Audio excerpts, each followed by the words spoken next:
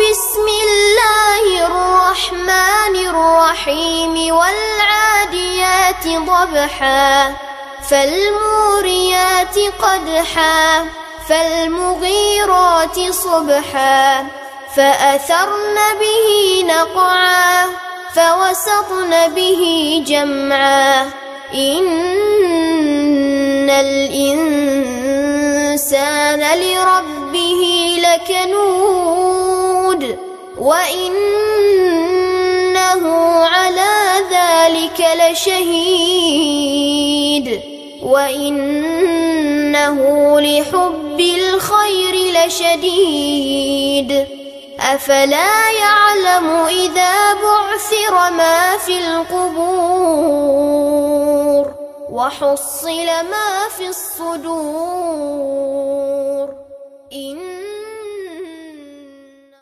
அஸ்ஸலாமு அலைக்கும் வரஹ்மத்துல்லாஹி வபரகாத்துஹு. எல்லாமல்ல அல்லாஹ்வின் நல்லடியார்களே, தாய்மார்களே, இந்த மாபெரும் பொதுக்கூட்டத்தில் நாங்கள் சொல்வது என்ன என்ற தலைப்பு எனக்கு இங்கே வழங்கப்பட்டிருக்கின்றது. வணக்கத்திற்குரியவன் அல்லாஹ் ஒருவன்தான், அவனை மட்டும்தான் வணங்கி வழிபட வேண்டும்.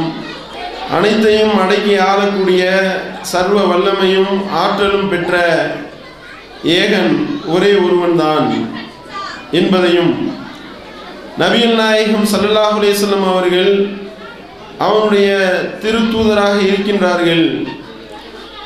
நம்முடைய வாழ்க்கையினுடைய ஒவ்வொரு விஷயத்திலும் மார்க்கம் என்ற பெயரில் நாம் செய்யக்கூடிய ஒவ்வொன்றையும் அவர்களுடைய சொல் செயல் அங்கீகாரத்தை பின்பற்றி தான் நாம் நடக்க வேண்டும் என்பதைத்தான் தமிழ்நாடு தௌஹீத் ஜமாத் என்ற இந்த இயக்கம் பிரச்சாரமாக செய்து வருகின்றது. இந்த பிரச்சாரத்தை ஒழிக்க வேண்டும், ஒழிக்க வேண்டும் என்று முடிவெடுத்தவர்கள் எப்படியாவது திருமறை குர்ஆனில் இல்லாத பொல்லாத கருத்துக்களை சொல்லி, அதே போல நபிகள் நாயகம் ஸல்லல்லாஹு அலைஹி வஸல்லம் அவர்கள் சொல்லாத பல செய்திகளை அல்லாஹ்வுடைய தூதருடைய பெயரிலே இட்டுக்கட்டி மக்களை வழிகெடுக்க வேண்டும், தங்களுடைய வயிற்று பிளப்பை பார்த்து தாங்கள் வயிறு வளர்க்க வேண்டும், தங்களுடைய பொருளாதாரத்தையும் சேர்த்து வளர்த்து கொள்ள வேண்டும் என்ற அடிப்படையில் பல பொய்யான பிரச்சாரங்களை செய்து வருகின்றார்கள். அவர்களுக்கு பதிலடி கொடுக்கக்கூடிய வகையிலே தான் இந்த ஒரு கூட்டம் ஏற்பாடு செய்யப்பட்டிருக்கின்றது. குறிப்பாக ஒரு 4 நாட்களுக்கு முன்பாக இதே ஊரில் இதே இடத்துல ஒரு கோமாளி கூட்டம் சில கோமாளித்தனத்தை செய்துவிட்டு போயிருக்கின்றார்கள். மீலாது விழா, மீலாது மாநாடு என்ற பெயரில் அவர்கள் நாங்கள் மாநாடு போட்டிருக்கின்றோம். இது காரணம் என்ன அப்படின்னா, நபிகள் நாயகம் ஸல்லல்லாஹு அலைஹி வஸல்லம் அவர்களை நாங்கள் ரொம்ப ரொம்ப நேசிக்கிறோம், எங்களை மாதிரி நேசிக்க முடியுமா, நாங்கள் தான் இருக்கிறதுலே ரொம்ப நேசிக்கக்கூடியவங்க என்று சொல்லி அவர்கள் பேசிவிட்டு சென்றிருக்கின்றார்கள். அதே நேரத்தில் நம்ம ரசூல் ஸல்லல்லாஹு அலைஹி வஸல்லம் அவர்களை நேசிக்காதவர்கள் என்பது போன்றும், நம்ம மீலாது விழாலாம் கொண்டாடுறது கிடையாது, ஆனால் நாங்கள் மீலாது விழாலாம் நாங்கள் கொண்டாடுறோம், பார்த்தீங்களா நாங்கள் எந்த அளவுக்கு நேசிக்கிறோம் என்றும் அவர்கள் மீலாது விழா கொண்டாடுவதற்கு பல பொய்யான செய்திகளை முன்வைத்து அல்லது இருக்கக்கூடிய சில குர்ஆன் வசனங்கள் மற்றும் ஹதீஸ்களை சொல்லி அதிலிருந்து பொய்யான பல விளக்கங்களை கொடுத்து அவர்கள் மக்களை வழி எடுக்கக்கூடிய விதத்தில் பேசிவிட்டு சென்றிருக்கின்றார்கள். இப்போ இன்றைய உரையில் நீங்கள் என்ன பார்க்க போகின்றீர்கள் என்றால், இந்த கூட்டம் எப்படிப்பட்ட பொய்யர்கள் கூட்டம் என்பதை தோலுரித்து காட்டத்தான் இந்த தலைப்பு இங்கே வழங்கப்பட்டிருக்கின்றது. முதல்ல இந்த மீலாது விழா கொண்டாடுவதற்கு என்ன சொல்கின்றார்கள் என்றால், மீலாது விழா கொண்டாடுறது மீலாது மாநாடு கிடையாதான், அது தௌஹீத் மாநாடாம். இது தௌஹீத் மாநாடு. ஏன் தௌஹீத் மாநாடு? ரசூல் ஸல்லல்லாஹு அலைஹி வஸல்லத்துக்கு நாங்கள் பிறந்த நாள் கொண்டாடுறோமா இல்லையா? நபிகள் நாயகம் ஸல்லல்லாஹு அலைஹி வஸல்லம் அவர்களுக்கு நாங்கள் பிறந்த நாள் கொண்டாடுறோமே. அப்படி நாங்கள் பிறந்த நாள் கொண்டாடுறதுலேருந்து என்ன உங்களுக்கு விளங்குகின்றது, என்ன செய்தியை நாங்கள் சொல்ல வருகிறோம் தெரியுமா? ரசூல் ஸல்லல்லாஹு அலைஹி வஸல்லம் பிறந்தார்கள் என்றால் அல்லாஹ் பிறக்கவே மாட்டான் என்ற அர்த்தம். தத்துவத்தை பாரு. ரசூல் ஸல்லல்லாஹு அலைஹி வஸல்லம் அவர்களுக்கு பிறந்த நாள் கொண்டாடுகின்றோம் என்றால் அல்லாஹ்வுக்கு பிறந்த நாள் கொண்டாடவே இல்லை என்ற அர்த்தம். அப்படின்னா இது தௌஹீதா இல்லையா? எவ்வளவு பெரிய தௌஹீத் தத்துவம் இது. ரசூல் ஸல்லல்லாஹு அலைஹி வஸல்லம் அவர்களுக்கு பிறந்த நாள் கொண்டாடுறது வந்து தௌஹீத் அப்படின்னா, அப்ப ஈசா அலைஹிஸ்ஸலாம் அவர்களுக்கும் பிறந்த நாள் கொண்டாடிட்டு போக வேண்டியது தானே? அந்த மேடை போட்டு நிறைய பலூன்களை எல்லாம் கட்டி தொங்க விட்டீங்களா இல்லையா? மேடையில் மார்க்க விளக்க கூட்டம் என்ற பேர்ல செய்த கூத்துக்களை பார்த்தீங்கன்னா சுப்ஹானல்லாஹ் சொல்லி மாளாது. எல்லாம் வந்து வெளியே இருக்கக்கூடியவர்கள் பார்த்து காரி துப்பக்கூடிய நிலைமை. மீலாது விழா கொண்டாடுற லட்சணத்தை பாருங்க. அது கழுதையா கோவேரி கழுதையான்னு தெரியல. குதிரையா, குதிரை மேல கழுதையா தெரியல, பார்த்துக்கிறீங்க. இதுதான் வந்து மீலாது விழா கொண்டாடுற லட்சணம். அல்லாஹ்வுடைய தூதர் மேல நாங்க வந்து ரொம்ப முகப்பத்து வச்சிருக்கிறோம். நீங்க எல்லாம் முகப்பத்து வைக்கிற ஆட்களா? நாங்க என்ன மாதிரி நேசிக்கிறோம் பார்த்தீங்களா? இங்க பாருங்க எப்படி குதிரையில ஏறி போறோம். நாங்க அழகா குதிரையில ஏறி போறோமா இல்லையா? இங்க பாருங்க எப்படி குதிரை ஊர்வலம் விடுறோம். இதுல காசுக்கு எவ்வளவு நாங்க செலவழிக்கிறோம். எப்படி தப்பு கொட்டுறோம் பார்த்தீங்களா? கூடி நின்று கும்மி அடிக்கிறோமா இல்லையா? இந்த மாதிரி நீங்க ஏதாவது கும்மி அடிக்கிறீங்களா? அல்லாஹ்வுடைய தூதரை நேசிக்கவே மாட்டீங்க. எப்படி அநியாயம் பண்றீங்க. என்ன மாதிரி கும்மி அடிக்கிறோம் பார்த்தீங்களா? இந்த மாதிரி நீங்க உங்களுக்கு கும்மி அடிக்க தெரியுமா? இங்க பாருங்க எப்படி டான்ஸ் ஆடுறோம். நாங்க இந்த மாதிரி டான்ஸ் ரசூல் ஸல்லல்லாஹு அலைஹி வஸல்லம் ஆடுனாங்கல்ல, நீங்க ஆடுனீங்களா? சகாபாக்கள்லாம் இப்படிதான் ஊர் ஊரா போய் கோமாளியை கூட்டம் போட்டு கோமாளித்தனமா டான்ஸ் ஆடி கொண்டிருந்தார்களா? இவரை மாதிரி டான்ஸ் ஆடி கொண்டிருந்தார்களா? இப்படிதான் வந்து தப்ஸ் அடிச்சு இந்த மாதிரி வந்துக்கிட்டு குனிஞ்சு குனிஞ்சு நிமிந்து, அதுல என்னன்னா பெண்களை எப்படி பத்தி காட்சி பொருள் ஆக்குறீங்க. பெண்கள் எல்லாம் எப்படிப்பட்டவர்கள் தெரியுமா? அப்ப இதுல இருக்கிறது புர்கா போட்டு போறதெல்லாம் யாரு? ஆம்பளைகளுக்கு புர்கா மாட்டி விட்டீங்களா? எல்லாம் இந்த கூட்டத்தில் இருக்கிறதெல்லாம் யாரு? இது எல்லாம் வந்து பெண்கள் தானே. அதுல என்னடான்னா இந்த மாதிரி வந்து பெண்களை காட்சி பொருள் ஆக்குகின்றார்கள், மார்க்கத்தை விலகி இப்படி விட்டு விடுகின்றார்கள், பெண்களை இப்படி இழிவுபடுத்தலாமா? அப்ப மீலாது விழா ஊர்வலத்துக்கு மட்டும் போகலாம் பொம்பளைங்க. அப்ப அது மட்டும் கூடுமா? ஆர்ப்பாட்டம் போராட்டத்துக்கு வர்றதை கேள்வி பண்ணவர்கள் மீலாது விழா கூட்டத்துக்கு டான்ஸ் ஆடுறதை பார்க்கறது கூட்டிட்டு போனீங்களா? அப்ப நீங்க கும்மாளம் போட்டு கும்மி அடிப்பதை பார்ப்பதற்கு இந்த பெண்களா? அப்ப இதுக்கெல்லாம் பதில் சொல்லுங்க.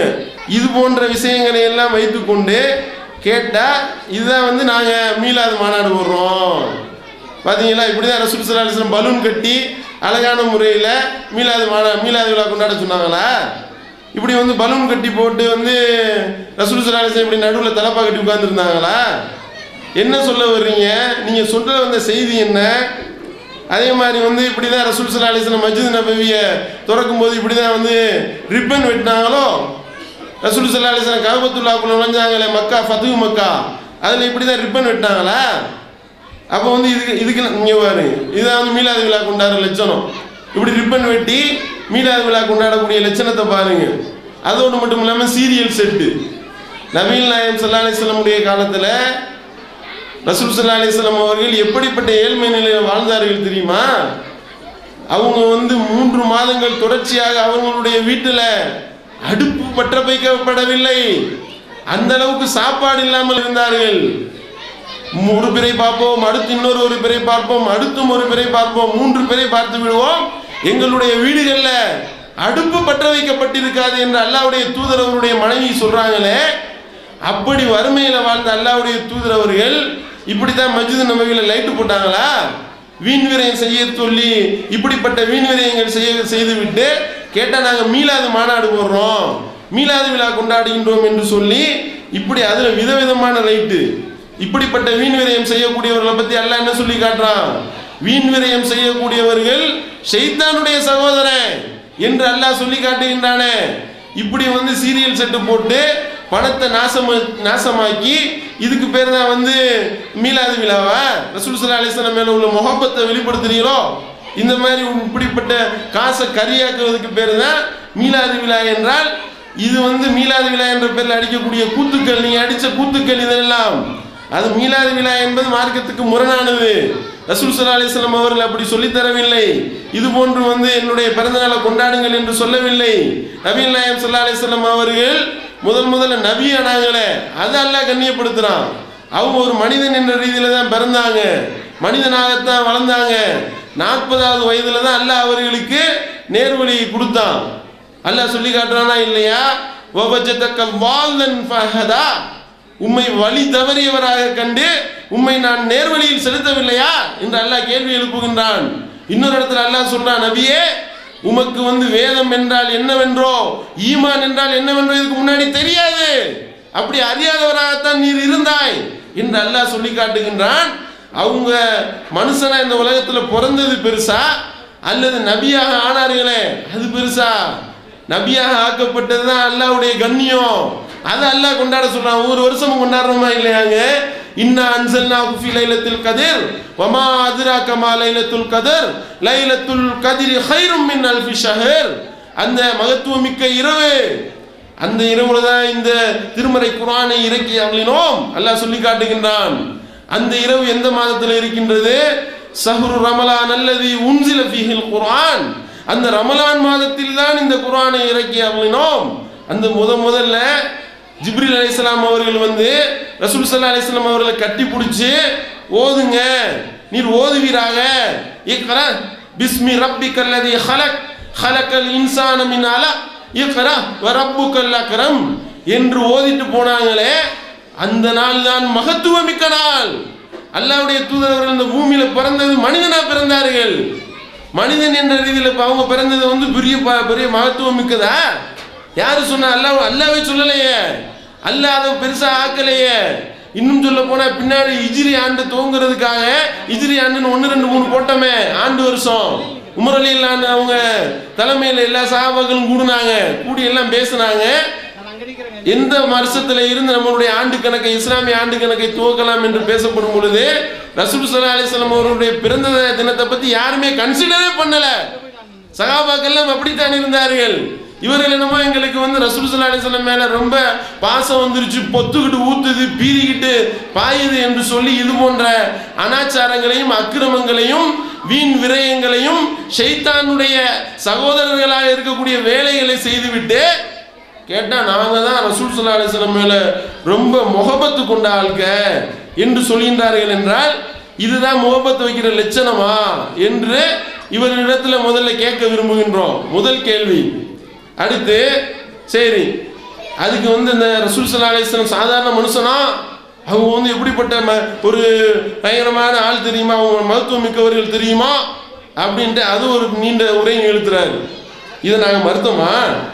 ரசூல் ஸல்லல்லாஹு அலைஹி வஸல்லம் அவர்கள் மனிதன் என்ற ரீதியிலையும் இருந்தாங்க, அதே நேரத்தில் அல்லாஹ்வுடைய தூதராகவும் இருந்தார்கள். தூதராக ஆனதுதான் சிறப்பு. 40வது வயதுல தூதராக ஆக்கப்பட்டது தான் மகத்துவம். அந்த மகத்துவம் மிக்க நாளை லைலத்துல் கத்ர் இரவு என்ற பெயரில் ஒவ்வொரு ரமலான்லையும் கொண்டாட சொல்லி அல்லாஹ் சொல்லுகின்றான். அந்த இரவுல நீங்க நின்று வணங்கி அல்லாஹ்விடத்தில் பாவ மன்னிப்பு தேடினால் அல்லாஹ் பாவங்களை மன்னிக்க தயாராக இருக்கின்றான். 1000 மாதங்களை விட அது சிறந்தது என்று அல்லாஹ் கண்ணியப்படுத்துறான். என்று இருக்கிற நிலையில இவங்க என்ன சொல்றாங்க? நாங்க வந்து பிறந்த நாளை கொண்டாடுவோம் என்று சொல்வதே முதல்ல தப்பு. எந்த நாளில் பிறந்தாங்கன்றதே தெரியாது. ரபியுல் அவ்வல் 12 கொண்டாடுறதே பொய், முதல்ல தப்பு அதுவே. ஏன்? ரபியுல் அவ்வல் 12 திங்கக்கிழமை வரவே வராது. எந்த கால்குலேட்டரை வச்சு கணக்கு போட்டு பாரு, வர்றதுக்கு வாய்ப்பே கிடையாது. இவர்கள் வந்து கொண்டாடக்கூடிய இந்த ரபியுல் அவ்வல் 12 என்பதும் அதுவும் போய் அதுக்கு எந்த விதமான அத்தான்டிக் கிடையாது. ஏன்? ரசூல் ஸல்லல்லாஹு அலைஹி வஸல்லம் பிறக்கும்போது மனுஷனா பிறந்ததுனால தான் அவங்கள கவனிக்கல யாரும். 40வது வயதுல நபி ஆனதுக்கு அப்புறம் தான் அவங்களுடைய விஷயம் எல்லாம் கவனிக்கப்பட்டது, கூர்ந்து எழுதப்பட்டது. அவர்களுடைய அந்த பேச்சுக்கள் மனப்பாடம் செய்யப்பட்டன. அவங்க திருமறை குர்ஆனை ஓதி காண்பித்ததை மனப்பாடம் செஞ்சாங்க. இப்படி இருக்கிற நிலையில இது போன்று மோசமான வேலைகளை செய்து கொண்டு நாங்கள் மீலாது விழா என்ற பேரில் கொண்டாடுகின்றோம் என்று சொல்லி ஆட்டம் போடுறது ஒரு பக்கம். ரெண்டாவது, ரசூல் ஸல்லல்லாஹு அலைஹி வஸல்லம் வந்து ரொம்ப சாதாரண மனுஷன்ட்டாங்க. சாதாரண மனுஷன், உங்களுக்கு அவங்க நமக்கு அவங்களுக்கு எந்த வித்தியாசமும் இல்லை அப்படியா நாங்கள் சொன்னோம்? அப்படி நாங்கள் சொல்லலையே. அல்லாவே என்ன திருமறையில் சொல்லி காட்டுங்கன்னா அதைத்தான் நாங்கள் சொல்றோம். அல்லாஹ் என்ன சொல்லி காட்டுறான்? குல் இன்னமா அன பஷரும் மிஸ்லுக்கும் யூஹா இலைய அன்னமா இலாஹுக்கும் இலாஹும் வாஹித். நபியே நீங்கள் சொல்லுங்கள், நானும் உங்களை போன்ற ஒரு மனிதன் தான். உங்களுக்கு எனக்கு உள்ள வித்தியாசம் என்ன தெரியுமா? எனக்கு இறைவனிடத்திலிருந்து வகை செய்தி அருளப்படுகின்றது. இதுதான் உங்களுக்கு எனக்கு உள்ள வித்தியாசம். அது தவிர மற்ற விஷயத்துல நானும் மனுஷன் மாதிரி தான் இருக்கின்ற மனிதன் தான். குல் இன்னமா அனபசரும் மிஸ்லுக்கும். அழுத்தி எல்லாம் சொல்றான், உங்களை போன்ற மனிதன் தான், நானும் உங்களை போன்ற ஒரு மனிதன் தான் என்று அல்லாஹ் இவ்வளவு திட்டவட்டமா அறிவிக்க சொல்லிட்டு மறைவான யானை எனக்கு தெரியாது, என்ன அல்லாஹ் அறிவிச்சு தரான்னு அதுதான் தெரியும் என்று இவ்வளவு விளக்கமா அல்லாஹ்வுடைய தூதர் அவர்களை அல்லாஹ் தன்னுடைய திருமறையில சொல்லி இருக்க, அதைத்தான் நாங்க சொல்றோம். அவங்க மனுஷனா இருந்தாங்க, சில சிறப்புகள் இருக்கின்றது, அல்லாஹ்வே அவங்களை சிறப்பித்து விட்டான். அந்த சிறப்புகள் குறித்து அல்லாஹ் என்னென்னலாம் குர்ஆன்ல சொல்லி காட்டினாலும் அந்த சிறப்பை ஏத்துக்கிறணும். அது இல்லாம அவங்கள கொண்டு போய் அல்லாஹ் இடத்துல வைப்பீங்களா? அல்லாஹ்வுக்கு இணையா ஆக்குவீங்களா? ஓதுறீங்களே அந்த கஃபாருல் ஹதாயா வத்துனூபில் மூபிகாத் அந்த சத்தாருல் மசாவி வ மூகிலுல் ஆசராத்தி ஓதுறீங்கல்ல. நபி நீங்க தான் எங்களுடைய பாவங்களை எல்லாம் மன்னிக்க கூடியவர், நீங்க தான் அழித்தொழிக்கும் பாவங்களை மன்னிக்க கூடியவர், நீங்க தான் வந்து எங்களுடைய பாவங்களை மறைக்க கூடியவர். யாரு? ரசூல் ஸல்லல்லாஹு அலைஹி வஸல்லம் நம்மளுடைய பாவங்களை மன்னிக்கிறதுக்கு நம்ம என்ன பெரும்பாவம் பண்ணோம்? உங்களுக்கு அவன் யாஃபிரு துனூப இல்லல்லாஹ், அல்லாஹ்வை தவிர வேற எவன்டா பாவத்தை மன்னிக்க முடியும்னு அல்லாஹ் கேட்கிறான்.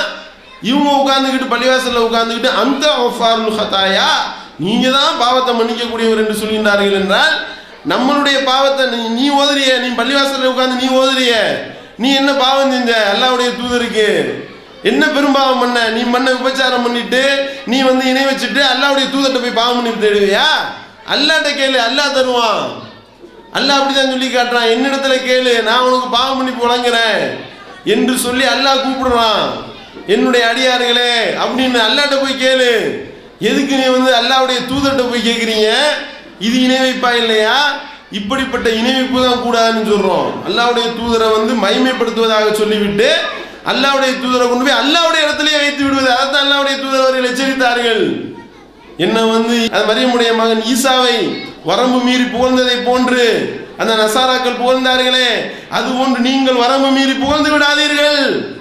என்ன அல்லாஹ்வுடைய அடிமை என்று சொல்லுங்கள், என்ன வந்து இறைவனுடைய தூதர் என்று சொல்லுங்கள், அடிமை என்று சொல்லுங்கள் என்று சொல்லிதான் சொன்னார்களே தவிர என்னைய கொண்டு போய் அல்லாஹ்வுடைய இடத்துல வைங்கடா என்று அல்லாஹ்வுடைய தூதர் அவர்கள் சொன்னார்கள். அப்ப இதெல்லாம் எவ்வளவு பெரிய பொய், பிராடு, பித்தலாட்டம். இப்படிப்பட்ட பித்தலாட்ட வேலையை ஒருத்தவர் வந்து அஜர்த் என்ற பேர்ல ஒரு பெரிய குல்லா மாட்டிக்கிட்டு ஒரு கோட்டு ஒன்று போட்டுக்கிட்டு நீங்க சொல்லிட்டீங்கன்னா மக்கள் எல்லாம் தலையாட்டிட்டு போயிடுவாங்களா? மக்கள் எல்லாம் ஆமாஞ்சாமி போட்டுருவாங்களா? அதெல்லாம் ஒரு காலம் இருந்துச்சு பாவா. அந்த நேரத்தில் வந்து நீ என்னத்தை சொன்னாலும் ஆமா ஆமான்னு ஆமாஞ்சாமி போடுறதுக்கு சில கூட்டம் இருந்துச்சு. இப்ப அந்த மாதிரி விட்டடிக்க முடியுமா? என்னத்தை எடுத்தாலும் புகாரில் இருக்கு புகாரில் இருக்கான். அம்புட்டும் பேசுறதெல்லாம் பொய். அந்த கோமாளி கூட்டத்தினுடைய தலைவர் அவர் உர்றாரு பாருங்க, பொய் புழு கூட்டைய. சுபஹானல்லாஹ். அதாவது வந்து எப்படி வேணாலும் இவர் பொய் சொல்லுவார், இவரை மிஞ்சுறதுக்கு பொய் பேசுறதுக்கு வேற எவனாலும் முடியாது என்று சொல்லக்கூடிய அளவுக்கு திருமறை குர்ஆன் வசனங்கள்லையும் ரசூல் ஸல்லல்லாஹு அலைஹி வஸல்லம் அவர்கள் சொன்னதாகவும் புழுகு மூட்டையை அள்ளி விடுறாருங்க. இவர் எப்படிங்க மார்க்க அறிஞராக இருப்பார்? உதாரணத்துக்கு ஒவ்வொன்றா தோல் உரிக்கிறோம், நம்ம பதில் நாங்கள் வந்து இதுக்கெல்லாம் பதில் சொல்ல போறோம் அப்படின்னாங்களாம். சொல்லு பார்ப்போம் முதல்ல. நீ உனக்கு வந்து தைரியமும் திராணியும் இருந்தால், நீ உண்மையாளனாக இருந்தால் இதுக்கு சொல்லணும் பதில். இப்ப நான் கேட்கக்கூடிய கேள்விக்கு வரிசையா சொல்லணும், 1 2 3ன்னு குறிச்சு வச்சுக்கோ. அந்த கோமாளி கூட்டத்தினர் இருந்தால் குறித்து வைத்துக் கொள்ளுங்கள். குறித்து வைத்துக் கொண்டு இதுக்கெல்லாம் பதில் சொல்லணும். கியாம நாள் வரைக்கும் பதில் சொல்ல மாட்டேன். ஏன் தெரியுமா? இதெல்லாம் அவர் முன்னாடி போட்டு காமிச்ச கிளிப்பிங்க அம்புட்டும்.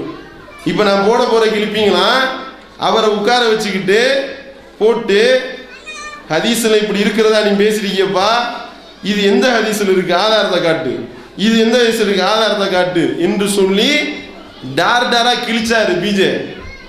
அதுல ஓட ஆரம்பிச்சவர் தான். ஓடுறாரு, ஊட்டிக்கு ஓடுறாரு, கேரளாக்கு ஓடுறாரு, அங்கே ஓடுறாரு, இங்கே ஓடுறாரு.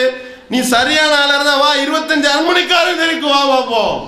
நீ சரியான நபராக இருந்தால் வந்து இந்த மாதிரி மதுகப ஆபாசத்தை பத்திலாம் கேட்டீங்கல்ல, நான் பதில் சொல்றேன் என்று சொல்லுவாரா? சொன்னாரா? கூப்பிட்டோமா இல்லையா? ஏன் வரமாட்டாரு? அது கடைசியா சொல்றேன். அது எல்லாத்தையும் முதல்ல ஒவ்வொன்றா வருவோம். இவர் வந்து மார்க்கம் சொல்வதற்குரிய கிஞ்சிட்டும் தகுதியும் இவருக்கு கிடையாது. இவரை போய் வந்துக்கிட்டு ஏதோ ஒரு பெரிய கோட்டு மாட்டிக்கிட்டு ஜிப்பா போட்டுக்கிட்டு தலையில தொப்பி வச்சுக்கிட்டு தாடியில வந்து அந்த மருதாணி கலர்ல பூசிட்டு வந்துட்டு ஆனிம்சான் அர்த்தமா? சொல்ற செயல் வந்து சொல்லக்கூடிய சொல்லு உண்மையா இருக்க வேணாமா? அல்லாஹ்வுடைய தூதர் மேல சொல்றாருங்க, எந்த விதமான இறைச்சமும் கிடையாது, அல்லாஹ்வுடைய பயம் என்பது துளி கூட கிடையாது. ஏன் சொல்றோம்? அப்படி இருட்டடிப்புகளை பண்ணி இருக்கின்றார். முதல்ல என்ன செய்யறாருன்னா, அதாவது வந்து ஒரு கேள்வி கேட்கப்படுது. ரசூல் ஸல்லல்லாஹு அலைஹி வஸல்லம் அவர்களுடைய தந்தையுடைய சகோதரர் அபு தாலிப் இருக்காரல்ல, அபு தாலிப் வந்து முஸ்லிமா காஃபிரா அப்படின்னு சொல்லி கேட்கப்படுது. அபு தாலிப் வந்து இஸ்லாத்தை தழுவிட்டாரா இல்லை காஃபிராவே மரணிச்சிட்டாரா, முஸ்ரிக்காவே மரணிச்சிட்டாரா, இணையற்பித்தவராகவே மரணிச்சிட்டாரா? முஸ்ரிக்குன்னு சொல்லிட்டு வகாபிக்காரங்க சொல்லிட்டு இருக்காங்க, நஜாத்துக்காரங்க சொல்லிட்டு இருக்காங்க. அஜரத் உங்க பாணியில் அவுத்து விடுங்க அஜரத் அப்படின்னு சொல்லி தான் அவர்கிட்ட கேட்கப்படுது முதல் கேள்வி. சரியா? அதுக்கு பதில கேளுங்க. சையதுனா அபூ தாலிப் ரலியல்லாஹு அன்ஹு அவர்கள் ஈடேற்றம் பெற்றவர்களா அல்லது அவர் காபிராகவே மரணித்து நரகத்தில் எக்காலமும் இருப்பாரா? தயவு செய்து தெளிவான விளக்கம் தருக. நாயகம் ஸல்லல்லாஹு அலைஹி வஸல்லம் அவர்களை வளர்த்து இஸ்லாத்திற்காக அவர்களுக்கு பல்வேறு வகைகளில் உறுதுணையாக இருந்து எல்லா வகைகளிலும் அவர்களுக்கு பக்கபலமாக இருந்தவர்கள் தான் ஹதரத் அபூ தாலிப் ரலியல்லாஹு அன்ஹு அவர்கள். ஹதரத் அபூ தாலிப் ரலியல்லாஹு அன்ஹு அவர்கள். ஹதரத் அபூ தாலிப் ரலியல்லாஹு அன்ஹு அவர்கள். காரணம், அவங்களுடைய இஸ்லாமிய ஏற்றுக்கொள்ளல் அப்படிங்கறத பல ஹதீஸ்களை தெளிவாக பார்க்கிறோம். என்ன சொல்றாருன்னா, அபு தாலிப்னு சொல்லும் பொழுது ஹலரத் அபு தாலிப் ரலியல்லாஹு அன்ஹுன்றார். முஸ்ரிக்கு வந்து ரலியல்லாஹு அன்ஹு போடலாமா? அபு தாலிப் என்பவர் வந்து அல்லாஹ்வுடைய தூதர் அவர்களுக்கு எவ்வளவுதான் உதவிகள் செய்திருந்தாலும், எவ்வளவுதான் வந்து அவங்களுக்கு ஹெல்ப் பண்ணியிருந்தாலும், அவங்களுக்கு அரணாக இருந்தாலும் அவர்கள் இஸ்லாத்தை தழுவாமல் தான் மரணித்தார்கள். மௌத்தா போகிற நேரத்தில் ரசூல் ஸல்லல்லாஹு அலைஹி வஸல்லம் போய் கெஞ்சினாங்க, என்னுடைய பெரிய தந்தையை எப்படியாவது இஸ்லாத்தை தழுவிடுங்க, இந்த லா இலாஹ இல்லல்லாஹ் என்ற இந்த திருக்கலிமாவை முழிஞ்சிருங்க, அப்படி நீங்கள் வந்து இந்த திருக்கலிமாவை உங்களுக்காக நான் வாதாடுகின்றேன் என்று அல்லாஹ்வுடைய தூதர் அவர்கள் அழுதார்கள், புலம்பினார்கள். ஆனால் அபு தாலிப் வந்து ஏற்றுக்கிறல, இஸ்லாத்தை ஏற்றுக்கிறல. இந்த பக்கம் அபூஜஹல் கூட்டம் உட்கார்ந்துக்கிட்டு வேணாம் போயிடாத, இஸ்லாத்துக்கு போயிடாத, மற்ற நம்முடைய முன்னோர்கள் இருக்கின்றார்களே, முன்னோர்களுடைய மார்க்கம் போயிடும் வேணாம் அப்படின்னாங்க. உடனே இவங்க மூத்தா போகும்போது என்ன சொல்லிட்டாங்க, நான் வந்து மூதாதையருடைய மார்க்கத்தில் தான் மரணிச்சிட்டேன், அறியாமை கால மரணம். ரசூல் ஸல்லல்லாஹு அலைஹி வஸல்லம் உட்கார்ந்து அழுதாங்க, வேதனைப்பட்டாங்க. இப்படி இருக்கிற நிலையில் அவர் காஃபிரா மரணிச்சிருக்கிறாரு, முஸ்ரிக்கா இருந்திருக்காருன்னு தெரிஞ்சுக்கிட்டே இவர் என்ன சொல்றாரு, ஹதரத் அபூ தாலிப் ரலியல்லாஹு அன்ஹு அவர்கள் இந்த மாதிரி வந்து முஸ்லீமாகத்தான் இருந்தார் அப்படின்னு சொல்லிட்டு நிறைய ஹதீஸுகள் இருக்கான். எத்தனை ஹதீஸ் இருக்கு, எங்க இருக்கு ஹதீஸு, காட்டணுமா இல்லையா? ஹதீஸ் இருக்குன்னு சொல்லிட்டு அடுத்து பாருங்க, ஹதீஸ்ன்னு சொல்றாரு, ஒரு ஹதீஸ் சொல்றாரு. அலி ரலியல்லாஹு சொல்றாங்க, அபூ தாலிப் இறந்த உடனே நபி நான் ஸல்லல்லாஹு அலைஹி அவங்ககிட்ட வந்தேன், அவங்க மூத்தா போயிட்டாங்கன்னு சொன்னேன். ஸல்லல்லாஹு என்ன சொன்னாங்க, இது அப்ப நீங்க போங்க, பகத்தில் அவங்களை குளிப்பாட்டுங்க, கப்பினுக்கு கப்பல் எடுங்க, வாரிகி துணியை வைத்து அவங்கள மூடுங்க. இஸ்லாமிய அந்த கலாச்சார பண்பாட்டோடு அவர்களை அடக்கம் செய்ய சொல்லுகிறார்கள் நபி நாம் ஸல்லல்லாஹு அலைஹி வஸல்லம். இவ்வளவு செய்ய சொல்லிவிட்டு அடுத்து சலாம் சொல்றாங்க, கஃபரல்லாஹு வ ரஹிமஹு, அல்லாஹ் அவங்களை மன்னிக்கட்டும், அல்லாஹ் ரஹ்மத் செய்வானான்னு துஆ செய்றாங்க. இந்த ஹதீஸ் இப்னு அஸாக்கிர பதிவு செய்யப்பட்டிருக்கு, அபூ தாவூதுல பதிவு செய்யப்பட்டிருக்கு, நசாயில பதிவு செய்யப்பட்டிருக்கு, இப்னு ஹுஸைமால பதிவு செய்யப்பட்டிருக்கு. இதெல்லாம் ஹதீஸ்ல இருக்கா இல்லையா? அல்லாஹ் மன்னிப்பானாக. மன்னிப்பு யாருக்கு? ஷிர்க்ல இருக்கக்கூடிய ஒரு மன்னிப்பு உண்டா நம்ம மார்க்கத்துல? அல்லாஹ் குர்ஆன்ல சொல்லிட்டாரு, இன்னல்லாஹ லா யக்ஃபிரு அன் யுஷ்ரக பிஹி வ யக்ஃபிரு மா தூன ஸாலிக லிமன் யஷா. அல்லாஹ் தப்பு பண்ணவங்கள தான் நாடியவர்களை மன்னிச்சிருவான், ஆனா ஷிர்க் செஞ்சவங்களை மட்டும் மன்னிக்கவே மாட்டான்னு குர்ஆன்ல அல்லாஹ் சொல்லியிருக்கிறான்னு அந்த வசனத்தை நமதுதான் ஸல்லல்லாஹு அவங்க தான் ஓதி காமிச்சாங்க. அந்த ஸல்லல்லாஹு அலைஹி வஸல்லம் அபூ தாலிப் அவர்கள் இறந்த பிறகு இப்னு கஃபரல்லாஹு, அல்லாஹ் அவங்களை மன்னிக்கட்டும், மன்னிப்பானாக அப்படின்னு துஆ செய்யறாங்க என்றாலே அங்க ஷிர்க் இல்லை என்றுதான் அர்த்தம். ஷிர்க்கோட எப்படி மனுபுரத்தில் துஆ செய்ய முடியும்? நம்ம மார்க்கத்தில் அனுமதி உள்ள ஒரு ஆள் குஃப்ர்ல இறந்து போறாரு, யா அல்லாஹ் அவரை மன்னிப்பா துஆ செய்யலாமா? நம்ம மார்க்கத்தில் கூடுமா? கூடாதுங்க. மதுபலத்துக்காக. ஆனா ஸல்லல்லாஹு அலைஹி வஸல்லம் கஃபரல்லாஹு சொல்றாங்க, எவ்வளவு பெரிய அடையாளம் அவங்க ஈமானோட வஃபாத்தாங்க அப்படிங்கிறதுக்கு. என்ன சொல்ல வர்றாருன்னா, ரசூல் ஸல்லல்லாஹு அலைஹி வஸல்லம் அவர்கள் அவங்களுக்காக பிரார்த்தனை செய்திருக்கிறார்கள், பாவ மன்னிப்பு தேடி இருக்கிறார்கள். கஃபரல்லாஹு வ ரஹ்மஹு, அல்லாஹ் அவருக்கு மன்னிப்பளிக்க வேண்டும், அவருக்கு அல்லாஹ் அருள் புரியட்டும் என்று சொல்லி அபூ தாலிபுக்காக ரசூல் ஸல்லல்லாஹு அலைஹி வஸல்லம் அவங்க துஆ செஞ்சிருக்கிறாங்க அப்படின்னு சொல்லி அதில் வந்து கேள்வி கேட்கிறாரு. அல்லாஹ் என்ன சொல்றான், இன்னல்லாஹ லா யக்ஃபிரு அன் யுஷ்ரக பிஹி வ யக்ஃபிரு மா தூன ஸாலிக லிமன் யஷா. அல்லாஹ் வந்து ஷிர்க்கை தவிர ஷிர்க்கை மன்னிக்கவே மாட்டான், அதை தவிர அதுக்கு கீழ்நிலையில் உள்ளதை தான் நாடியவருக்கு மன்னிப்பதாக அல்லாஹ் சொல்லி காட்டுகின்றான் என்று இருக்கிற நிலையில் அல்லாஹ் வந்து ஷிர்க் வச்சிருந்தா மன்னிப்பானா? அபூ தாலிபை மன்னிப்பானா? அப்ப ரசூல் ஸல்லல்லாஹு அலைஹி வஸல்லம் பிரார்த்தனை செய்வாங்களா? அல்லாஹ்வுடைய தூதர் அவர்கள் அப்படி பிரார்த்தனை செஞ்சிருக்காங்கனால என்ன அர்த்தம்? அவர் முஸ்லிம்னு தான் அர்த்தம் என்று சொல்லி இந்த ஹதீஸ் இப்னு அசாக்கிர்ல இருக்கு, அபூ தாவூதுல இருக்கு, நசாயில இருக்கு என்று சொல்லி ஆதாரத்தை வைக்கிறார். நீ இந்த கேட்ட கிளிப்பிங்களே தெரியுது, 3 ஹதீஸ் நூல்களும் இருக்கு அப்படின்றாரு. இவர் எவ்வளவு பெரிய உலக மகா பொய்யர்! அல்லாஹ்வுடைய தூதர் மேல எப்படி எல்லாம் இவர் இட்டு கட்டுவார், எப்படி வேண்டுமானாலும் இவர் இட்டு கட்டுவார் என்பதற்குண்டான ஆதாரம் என்ன தெரியுமா? இப்னு அசாக்கிர்ல என்ன இருக்கு? இப்னு அசாக்கிர்ல பதிவு செய்யப்பட்ட செய்தியினுடைய அரபி மூலம் கீழே அதனுடைய தமிழ் அர்த்தத்தை போட்டிருக்கிறோம். அரபி மூலத்தில் என்ன இருக்கு? இவர் சொன்ன வார்த்தை வருகின்றது. இந்த மாதிரி அலி ரலியல்லாஹு வந்தாங்க, அலி ரலியல்லாஹு பார்த்து சொன்னாங்களாம், இந்த மாதிரி நீங்கள் போங்க, கஃபன் இடுங்க, இது அவரை புதைங்க என்று சொல்லிவிட்டு கஃபரல்லாஹு லஹு வ ரஹ்மஹு, அவர் கஃபரல்லாஹுன்னு மட்டும்தான் சொல்றாரு, லஹுவை விட்டுட்டாரு, அது அவருக்கு தெரியல. அல்லது அவர் எழுதி வச்சு தான் படிக்கிறார். அந்த ஹதீஸை அவர் எழுதி வச்சு தான் படிக்கிறாரு. எழுதி வச்சு படிக்கிறப்ப லஹுன்றதை விட்டுட்டாரு. கஃபரல்லாஹு லஹு வ ரஹ்மஹு ரசூல் ஸல்லல்லாஹு அலைஹி வஸல்லம் சொன்னாங்கன்ற செய்தி அதில் இருக்கு. அப்போ என்ன நடந்தது என்று அந்த ஹதீஸ்ல பின்னாடி வருது. என்ன வருது? இப்படி அல்லாஹ்வினுடைய தூதர் அவர்கள் தனது வீட்டை விட்டு வெளியேறாமல் பல நாட்களாக அபூ தாலிபுக்காக பாவ மன்னிப்பு தேடிக் கொண்டிருந்தார்கள். இறுதியில் ஜிப்ரீல் அலைஹிஸ்ஸலாம் அவர்கள் பின்வரும் வசனத்தை நபி அவர்களிடம் கொண்டு வந்தார்கள். என்ன வசனம்? இணை கற்பிப்போர் நரகவாசிகள் என்பது தெரிந்த பின்னர் அவர்கள் நெருங்கிய உறவினரேயானாலும் அவர்களுக்காக பாவ மன்னிப்பு தேடுவது நம்பிக்கை கொண்டோருக்கும் இந்த நபிக்கும் தகாது என்று சொல்லி அல்லாஹ் வசனத்தை இறக்கினான். இது அந்த ஹதீஸ்ல அப்படியே இருக்கு. இவர் என்ன செய்யறாரு? ஹதீஸ்ல இருட்டடிப்பு பண்ணி ஹதீஸ்ல அதுக்கு அடுத்து வரக்கூடிய, அதாவது ரசூல் ஸல்லல்லாஹு அலைஹி வஸல்லம் அபூ தாலிப் அவர்களுக்காக பாவ மன்னிப்பு தேடுறாங்க உள்ள செய்தி, அதுக்கு அல்லாஹ் கண்டிச்சு வசனத்தை இறக்குறான். நீ எப்படி இப்படி கேட்க போச்சு? இணை வைப்பவர்கள் என்று தெரிந்துகிட்டே இணை வச்சு முஷ்ரிக்கா மரணிச்சிருக்கிறாரு.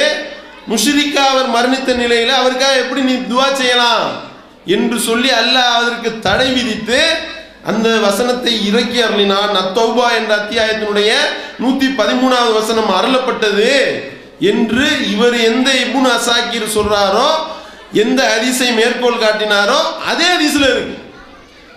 இதம் இருட்டடிப்பு பண்ணிட்டு அபூ தாலிப் முஸ்லிம் தான் என்று இவர் சொல்வாரே, ஆனால் இவர் எவ்வளவு பெரிய பொய்யனா இருக்கணும்? இவர் சொல்றதான் ஹதீஸ்ன்னு நினைச்சுக்கிட்டு எல்லாரும் மீலாது விழா கொண்டாடிக்கிட்டு இருக்கீங்க. இவர் சொல்றதெல்லாம் ஹதீஸ் நம்பிக்கிட்டு நீங்க டப்பு கொட்டிக்கிட்டு இருக்கீங்க. அல்லாஹ் இங்க நரகத்துல போட்டு கொட்ட போறான் அவங்கள, அதுதான் நடக்க போகுது. இவர் சொல்றதெல்லாம் மார்க்கம் நினைச்சுக்கிட்டு தர்கால போய் முட்டிக்கிட்டு இருக்கீங்க. இவர் சொல்றதுதான் மார்க்கம் என்று நம்பிக்கொண்டு மதுகப்பை ஃபாலோ பண்ணி கொண்டிருக்கின்றீர்கள். இவர் இப்படிப்பட்ட ஒரு பொய்யர் சொன்னது எப்படி, அதாவது என்னன்னா தெரியாம கவனிக்காம சொல்ல இப்படி கூட சொல்லியிருந்தலாம். ஆனா அந்த ஹதீஸ்லயே கீழே வருது. அந்த ஹதீஸே என்ன சொல்லுது? இவங்க முஷ்ரிக்கா தான் மரணிச்சிருக்கிறாங்க. ரசூல் ஸல்லல்லாஹு அலைஹி வஸல்லம் அவர்களுக்கு அல்லாஹ் கண்டனம் தெரிவிக்கிறான். இப்படி கண்டனம் தெரிவித்ததை இருட்டடிப்பு செய்துவிட்டு இவர் சொல்வாரே, ஆனால் இவர் உண்மையிலே மார்க்கம் சொல்ற தகுதி இருக்கா இவருக்கு? இப்படிப்பட்ட பொய்யரை கூட்டிட்டு மீலாத் மாநாடாம், இவங்க தான் மார்க்கத்தை மக்கள் மத்தியில் பரப்ப போறாங்களாம். கேட்டுக்கிறீங்க. அடுத்து பாருங்க, அடுத்து சொல்றாரு இந்த மாதிரி ஹதீஸ்கள்ல இன்னும் இருக்கு, எப்படி எப்படிலாம் இருக்கான். இப்படி எல்லாம் ஆதாரம் இருக்கும்போது அதே போல ஸல்லல்லாஹு அலைஹி வஸல்லம் எவ்வளவு பெரிய உதவிகள் அப்பா ஸல்லல்லாஹு சொல்றாங்களே, ஸல்லல்லாஹு அலைஹி வஸல்லம் முன்னால பெண்ணகுக்கான யஹூத்துக்க யகுலபுலக்க ஸல்லல்லாஹு அலைஹி அவர்களே உங்களையும் சுற்றி அரணாக இருந்தார்கள். அபூ தாலிப் அவர்கள் உங்களுக்காக கோபம் கொண்டார்களே, ஏன்னா இவங்களுக்கு எதா பிரச்சனை கோபம் கொள்வது அபூ தாலிப் அவர்கள் தான். இது புகார்ல பதிவு செய்யப்பட்டிருக்கு. முஸ்லிம்ல இன்னொரு வார்த்தை இருக்கிறது, வயல் சுருக்க உங்களுக்கு மார்க்க ரீதியில எல்லாம் உதவி செய்தவர்கள் அல்லவா அபூ தாலிப். முஸ்லிம்ல பதிவு செய்யப்பட்டது. இது புகார்ல பதிவு செய்யப்பட்டிருக்கு. முஸ்லிம்ல இன்னொரு வார்த்தை இருக்கிறது, வயல் சுருக்க உங்களுக்கு மார்க்க ரீதியில எல்லாம் உதவி செய்தவர்கள் அல்லவா அபூ தாலிப். முஸ்லிம்ல பதிவு செய்யப்பட்டது. அதாவது புகாரி முஸ்லிம்லயே இருக்கு, அபூ தாலிப் முஸ்லிம்னு முஸ்லிம்லயே வந்துருச்சு, அபூ தாலிப் முஸ்லிம்னு புகாரிலே வந்துருச்சு. கேட்கிறாள் என்ன நினைப்பீங்க? இருக்கு போலப்பா, நம்பிட்டோம்ப்பா நீ சொன்னதை என்று சொல்லி தானே நீங்களாம் நினைப்பீங்க. புகாரி முஸ்லிமை எடுத்து பார்த்தா வெண்டவாளம் தெரிஞ்சு போயிடும். குரான்ல ஒருத்தர் சொல்றாரு, குரான்ல இந்த மாதிரி தண்ணி அடிக்கலான்னு இருக்கு, அல்லாவே அனுமதி கொடுத்துட்டான். தண்ணி அடிக்கலாம், தொழுகையின் பக்கம் நீங்கள் தண்ணி அடித்து விட்டு நீங்கள் தொழுகையின் பக்கம் மட்டும் நெருங்காதீங்க, தண்ணி அடித்த நிலையில அல்லது தண்ணி அடிக்கலாம். ஒரு பாதி வார்த்தை எடுத்துக்கிடுவாங்கல்ல, பாதி வார்த்தையை மட்டும் எடுத்துக்கிட்டு கூடும் தண்ணி அடிக்க சொல்லி அல்லாஹ் சொல்லியிருக்கான். அந்த குரான்ல இருக்கு பார்த்தீங்களா, மதுவுக்கு நிறைய மதுவை அருந்துவதனால நிறைய தீமைகளும் சிறிய அளவு நன்மைகளும் இருக்கிறது, சிறிய அளவு நன்மை இருக்குன்னு நல்லா சொல்லிட்டான்ல, அதனால தண்ணி அடிக்கலாம் அப்படின்னு சொன்னா என்ன முழுசா சொல்லியிருக்கான்னு பார்க்கணுமா இல்லையா? அதே மாதிரி நீங்கள் தொழுகையின் பக்கம் நெருங்காதீங்கன்னு நல்லா சொல்லிட்டான். தொழுகை வேணான்னு நல்லாவே குரான்ல சொல்லிட்டான், அதனால தொழுகை போகாதீங்க. ஏன் தொழுகையின் பக்கம் நெருங்காதீர்கள் அப்படி ஒரு வசனம் இருக்கா இல்லையா? தொழுகையின் பக்கம் நெருங்காதீர்கள் இருக்கு. எதுல நெருங்காதீர்கள் இருக்கு? நீ மது அருந்திய நிலையில் நெருங்காத, இப்படித்தானே இருக்கு. முழுசா படிக்கணும்ல, முழுசா அவசியம். பாதி வெட்டி ஒருத்தன் வாய்ச்சானா அவன் யாரு? அயோக்கியனா இல்லையா? புகாரில இருக்கு முஸ்லீம்ல இருக்குன்னு நீ சொன்னிய, புகாரி முஸ்லீம் முழுசா வாசியா நீனு? புகாரில இப்படி முழுசா இருக்கு, வாசி பார்ப்போம். புகாரில உள்ள வாசகத்தை முழுசா வாசித்தால் இவருடைய உண்மை முகம் தெரிந்துவிடும். ஏன் புகாரில வாசிக்கிறோம் பாருங்க, இவர் சொன்ன வாசகமே வருது, அந்த ப்ளூ கலர்ல போட்டிருக்கோம்ல,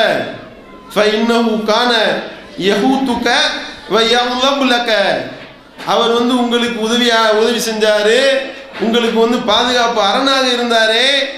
உங்களுடைய அந்த சிறிய தந்தை அபு தாலிப் அவர்களுக்காக நீங்கள் என்ன பயனை அளித்தீர்கள் தான் ரசூல் ஸல்லல்லாஹு அலைஹி வஸல்லம் கேள்வி கேட்கப்படுதுங்க.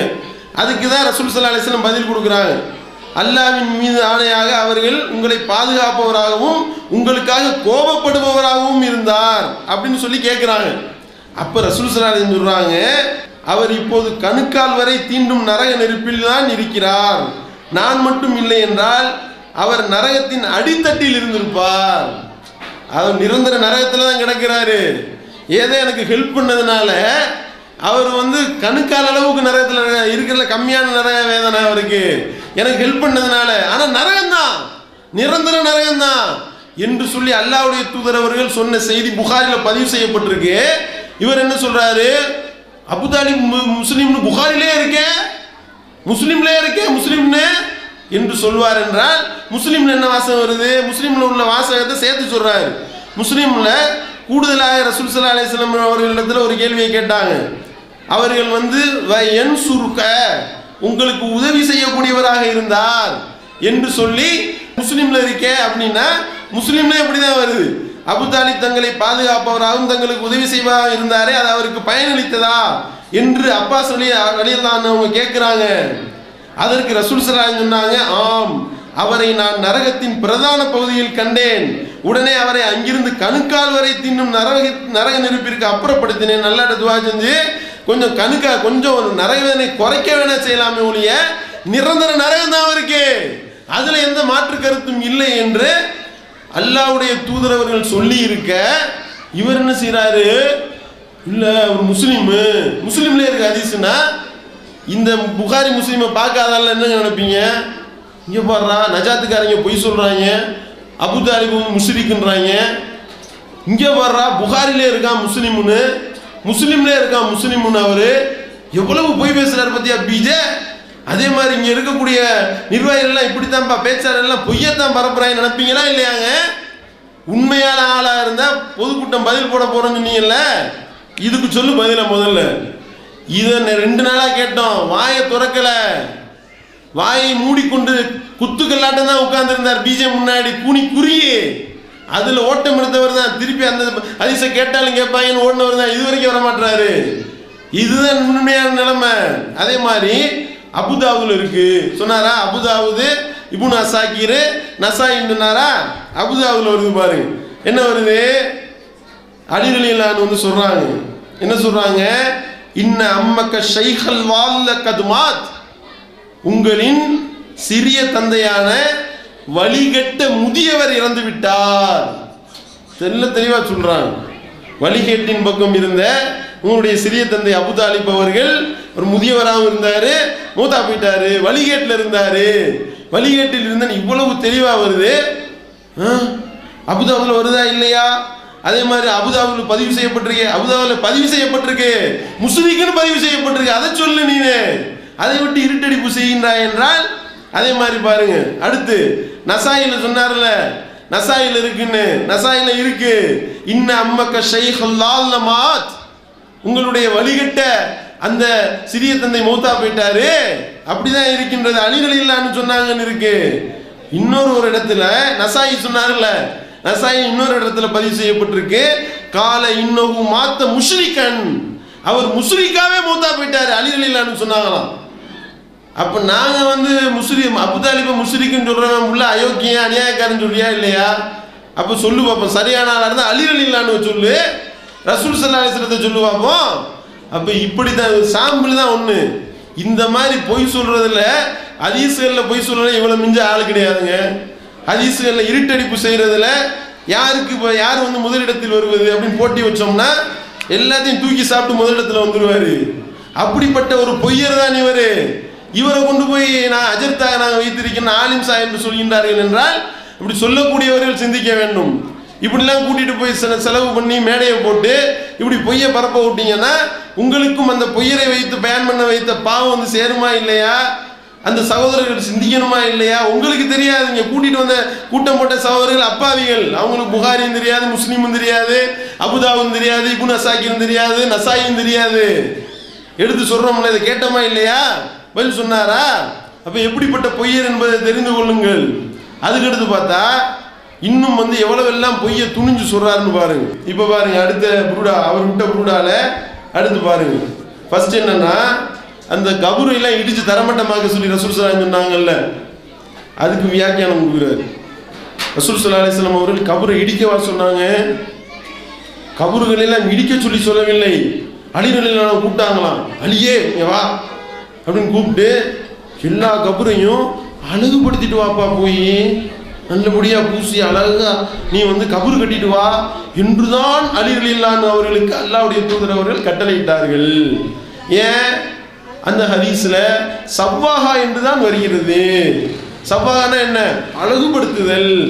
அழகுபடுத்துதல் அர்த்தம் வருது. ரெண்டு அர்த்தத்துல பயன்படுத்தப்படக்கூடிய விஷயம். அது எந்த விஷயம்னு பயன்படுத்தக்கூடிய இடத்தை பொறுத்து முடிவெடுக்கணுமா இல்லையா? அதுபோக மற்ற இடங்கள்ல எப்படி எல்லாம் ரசூல் ஸல்லல்லாஹு அலைஹி வஸல்லம் அவர்கள் கபர் குறித்து சொல்லியிருக்காங்க, தர்கா குறித்து சொல்லியிருக்காங்கன்றதை வச்சு முடிவெடுக்கணுமா? இல்ல எந்த இடம் பொருள் ஏவலை வச்சுதானே முடிவெடுப்போம். இப்போ உதாரணத்துக்கு எடுக்கலாம், இப்போ ஒருத்தவங்க நர்ஸா வேலை பார்க்குறாங்க. டாக்டர் சொல்றாரு அந்த பேஷண்ட்டுக்கு ஊசி போடணுமா, அந்த ஊசி எடுமா அப்படின்றாரு. உடனே ஒரு பெரிய கோனூசியை கொடுத்து இந்தாங்க டாக்டர் குத்துங்க அப்படின்னா, ஊசி எடுமான்னா இந்த கோனூசியா கொடுக்குற, கோனூசி வச்சு குத்துனா செத்து போயிடுவானே அவன். நான் கோனூசி கேட்கலேன் டாக்டர், நீங்க தானே டாக்டர் ஊசி எடுக்க சொன்னீங்க, அந்த கோனூசி வேணாம்னா நூல் தைக்கிற ஊசி தருவா டாக்டர் அப்படின்னு கேட்டா, இந்த ஊசி கிடையாது, அது இன்ஜெக்ஷன். ஏன் பயன்படுத்துற ஆள் டாக்டர். அப்ப டாக்டர் என்ன வார்த்தையில பயன்படுத்துவாருன்னு ஒரு கூறுள்ளவனுக்கு தெரியுமா இல்லையா? ஒரு அறிவாளி விளங்குவானா இல்லையா? இதை தலையில விளங்குனானா அவன் கூமுட்டையா இல்லையா? அப்ப இப்படிப்பட்ட கூமுட்டைய வேலையை வச்சுக்கலாமான்னு சொல்லி விரட்டி விட்டுருவாரு டாக்டர். அந்த மாதிரி கபூரை எல்லாத்தையும் இடிக்க சொல்லி ரசூல் ஸல்லல்லாஹு அலைஹி வஸல்லம் சொன்னது போய் தரமட்டமாக்கி ஒண்ணும் இல்லாம ஆக்கிட்டு வா, காலி பண்றது, எல்லாத்தையும் தரமட்டமாக்கிடுறது, அதுக்கு பேரு சவான்னு வரும். இவர் சொல்றாரு சவால் வேற விடுறாரு. ஹதீஸ்ல சவால்ங்கிற வார்த்தை இடம்பெற்றிருக்கு. தரைமட்டம் ஆக்குதல் அர்த்தம் சொல்றாங்கல்ல, அதுதான் தப்பு. வேற என்ன அர்த்தம் அப்படின்னு நீங்க கேக்குறீங்க. ஒழுங்குபடுத்துதல், சீர் செய்தல், சரி செய்தல் அப்படின்னு அதுக்கு அர்த்தம்.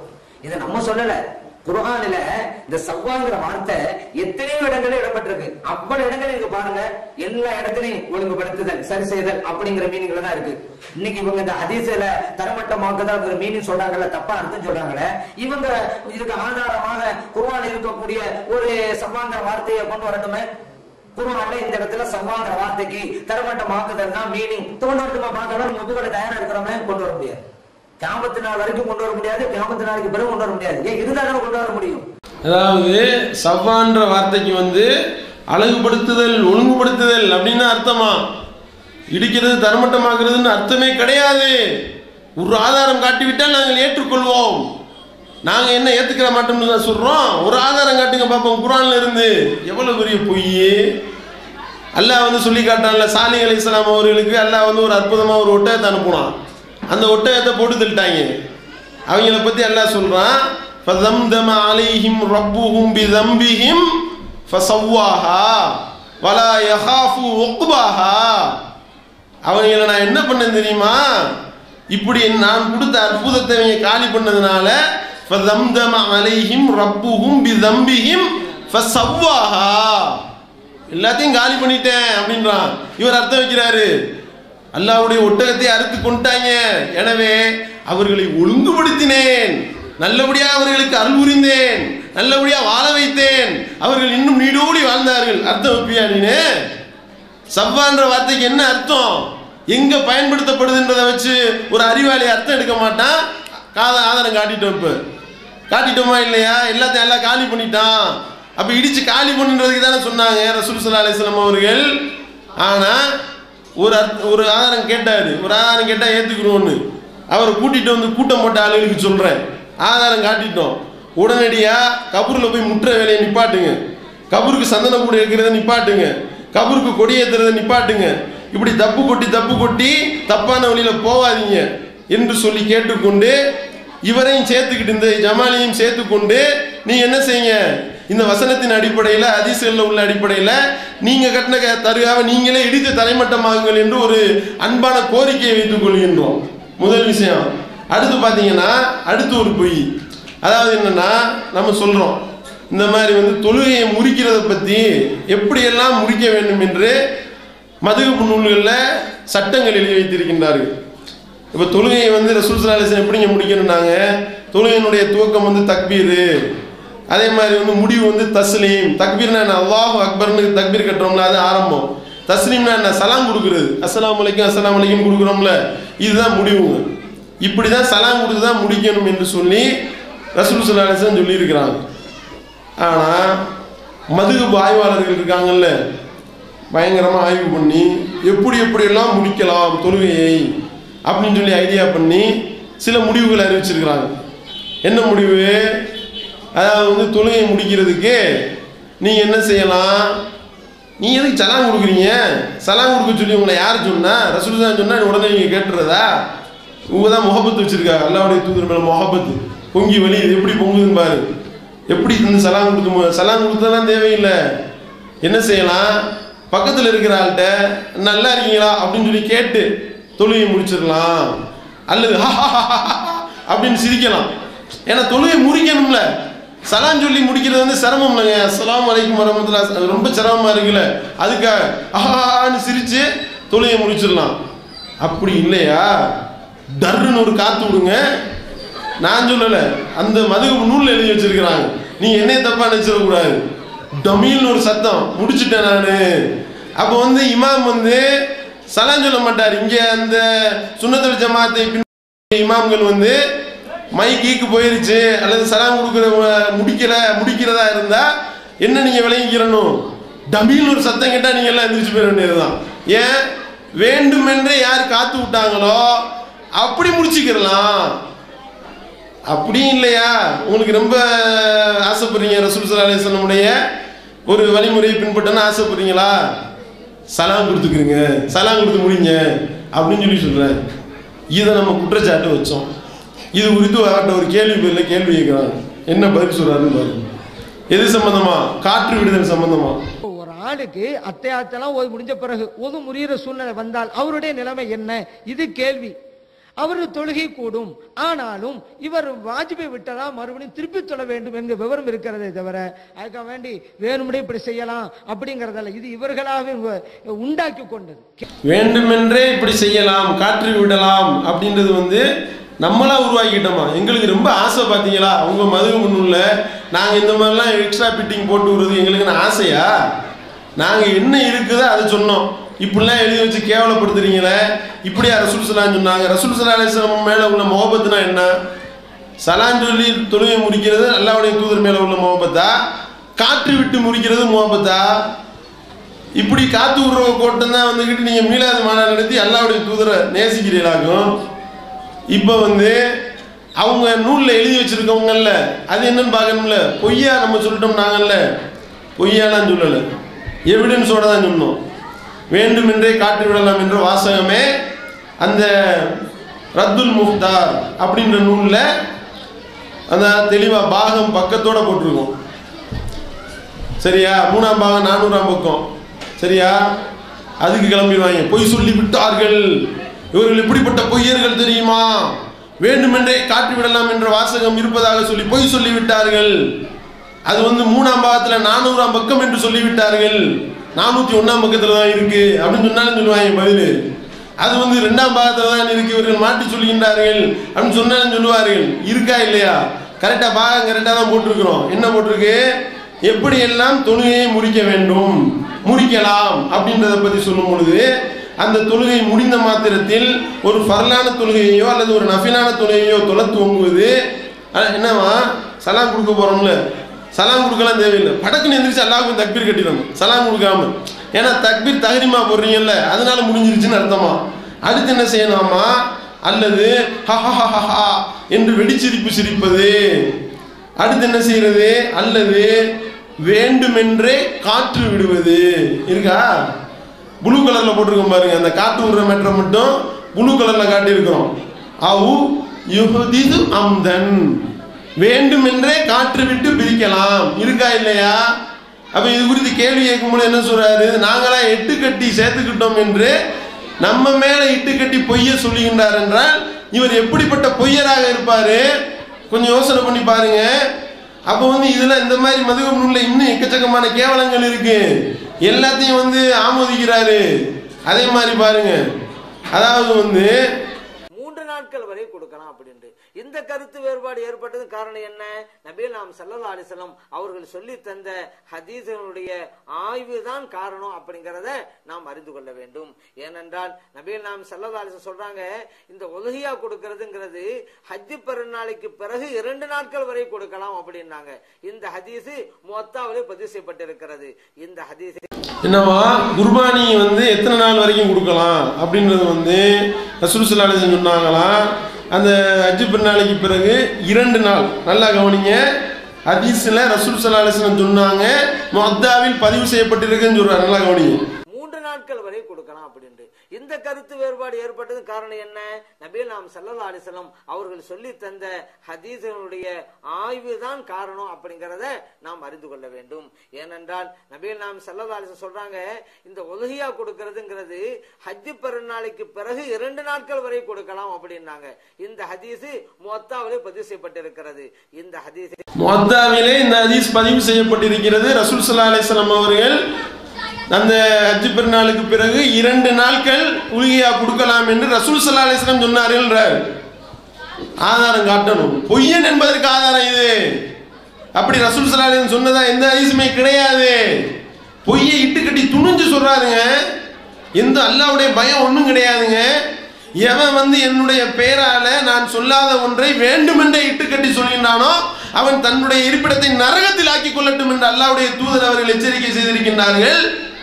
இந்த ஒரு பொய்யர் இவ்வளவு தெளிவா எந்த விதமான சஞ்சலமும் இல்லாம அல்லாஹ்வுக்கு பயப்படாம சொல்கின்றார் என்றால் இவர் எப்படிப்பட்ட பொய்யர்? அடுத்து பெண்கள் ஜும்மா தொழுகைக்கு போகலாமான்னு கேட்கிறாங்க. பெண்கள் ஜும்மா தொழுகைக்கு போகலாம் என்பதற்கு எவ்வளவு ஹதீஸ்கள் ஆதாரம்? ரசூல் ஸல்லல்லாஹு அலைஹி வஸல்லம் காலத்தில் நான் தொழுகையில் கலந்துக்கிட்டேன் என்று உம்மு ஹிஷாம் அவர்கள் அறிவிக்கக்கூடிய செய்தி. ரசூல் ஸல்லல்லாஹு அலைஹி வஸல்லம் மெம்பர்ல நின்று காஃப் அல் குர்ஆனின் மஜீத் என்ற அந்த அத்தியாயத்தை ஓதுவார்கள். நான் அதை ரசூல் ஸல்லல்லாஹு அலைஹி வஸல்லம் அவர்களுடைய நாவிலிருந்தே கேட்டு மரணம் செய்திருக்கின்றேன் என்று அந்த பெண்மணி சொல்லியிருக்கிறாங்க. இப்படி ஏராளமான ஹதீஸ்கள் இருக்கு. சொல்றாரு பாருங்க, எவ்வளவு பொய்ய பாருங்க. அதாவது அல்லாஹ்வுடைய தூதருடைய வழிமுறையை ஓச்சு கட்டணும். அதுக்கு அல்லாஹ்வுடைய தூதர் சொன்னதை எப்படி வேணாலும் பொய் சொல்லலாம் என்பதுதான் இவருடைய கொள்கை, இந்த பொய்யருடைய கொள்கை. இதை நீங்க விளங்கிக்கிறீங்க. பொய்ய பாருங்க, எப்படி சொல்றாரு பாருங்க.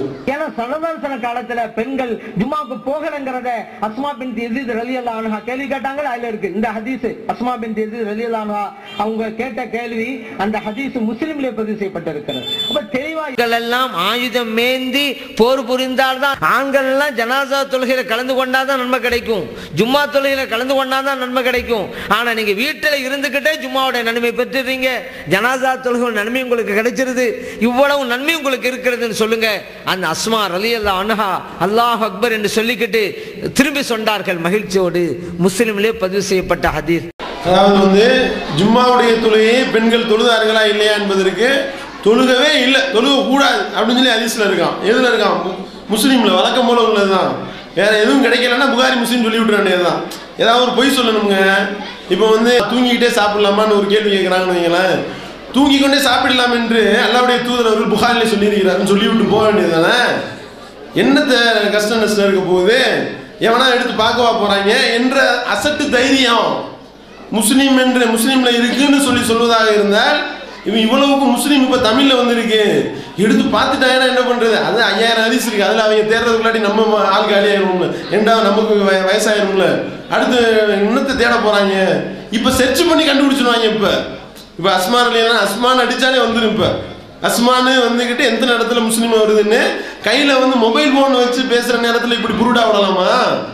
அல்லாவுடைய பயம்தான் இல்லை. இங்கே இப்படி பழக்கன்னு பிடிச்சி இப்படி கேள்வி கேட்டு கிளிப்பிங்கை போட்டு தொலைப்பாங்கன்ற அந்த பயம் கூட இல்லையா அவங்களுக்கு? அப்போ மானையினா வெக்கம் ரோசம் சூடு சொல்லணும் ஒன்றும் கிடையாது. எப்படி என்னை கேவலப்படுத்தினாலும் பரவாயில்ல, அல்லாவுடைய தூதர் மேலே இட்டுக்கட்டன்னு நான் ஒரு தடவை முடிவெடுத்துட்டேன்னா என் பேச்சை நானே கேட்க மாட்டேன் போப்பா. அப்படித்தான் நான் என்னுடைய நிலைப்பாடை எடுத்திருக்கேன் என்ற ரீதியில் இப்படியா போய் பேசுவீங்க, இப்படியா போய் புழுவீங்க? ஏன்னா சலதாசன காலத்துல பெண்கள் ஜும்மாக்கு போகலங்கிறத அஸ்மா பின்த் யஸீத் ரலியல்லாஹு அன்ஹா கேள்வி கேட்டாங்க. அதுல இருக்கு இந்த ஹதீஸ். அஸ்மா பின்த் யஸீத் ரலியல்லாஹு அன்ஹா அவங்க கேட்ட கேள்வி அந்த ஹதீஸ் முஸ்லிம்ல பதிவு செய்யப்பட்டிருக்கிறது. அப்ப தெளிவா பாத்தீங்களா எவ்வளவு தைரியமா முஸ்லிம்ல இருக்கு, முஸ்லிம்ல பதிவு செய்யப்பட்டு கையை பாருங்க, இந்த ஆக்ரோஷத்தை பாருங்க, உண்மைன்னு நம்புற மாதிரியே சொல்லுவாரு பாருங்க. ஏன்னா சலதாசன காலத்துல பெண்கள் ஜும்மாக்கு போகலங்கிறத அஸ்மா பின்த் யஸீத் ரலியல்லாஹு அன்ஹா கேள்வி கேட்டாங்க. அதுல இருக்கு இந்த ஹதீஸ். அஸ்மா பின்த் யஸீத் ரலியல்லாஹு அன்ஹா அவங்க கேட்ட கேள்வி அந்த ஹதீஸ் முஸ்லிம்ல பதிவு செய்யப்பட்டிருக்கிறது. அப்ப தெளிவா எல்லாம் ஆயுதம் மேந்தி போர் புரிந்தால்தான், ஆண்கள் எல்லாம் ஜனாசா தொழுகையில கலந்து கொண்டாதான் நன்மை கிடைக்கும், ஜும்மா தொழுகையில கலந்து கொண்டாதான் நன்மை கிடைக்கும். ஆனா நீங்க வீட்டில் இருந்துகிட்டே ஜும்மாவோட நன்மை பெற்றுறீங்க, ஜனாசா தொழுகை நன்மை உங்களுக்கு கிடைச்சிருது, இவ்வளவு நன்மை உங்களுக்கு இருக்கிறதுன்னு சொல்லுங்க. அந்த அஸ்மா ரலியல்லாஹு அன்ஹா அல்லாஹ் அக்பர் என்று சொல்லிக்கிட்டு திரும்பி சொன்னார்கள் மகிழ்ச்சியோடு.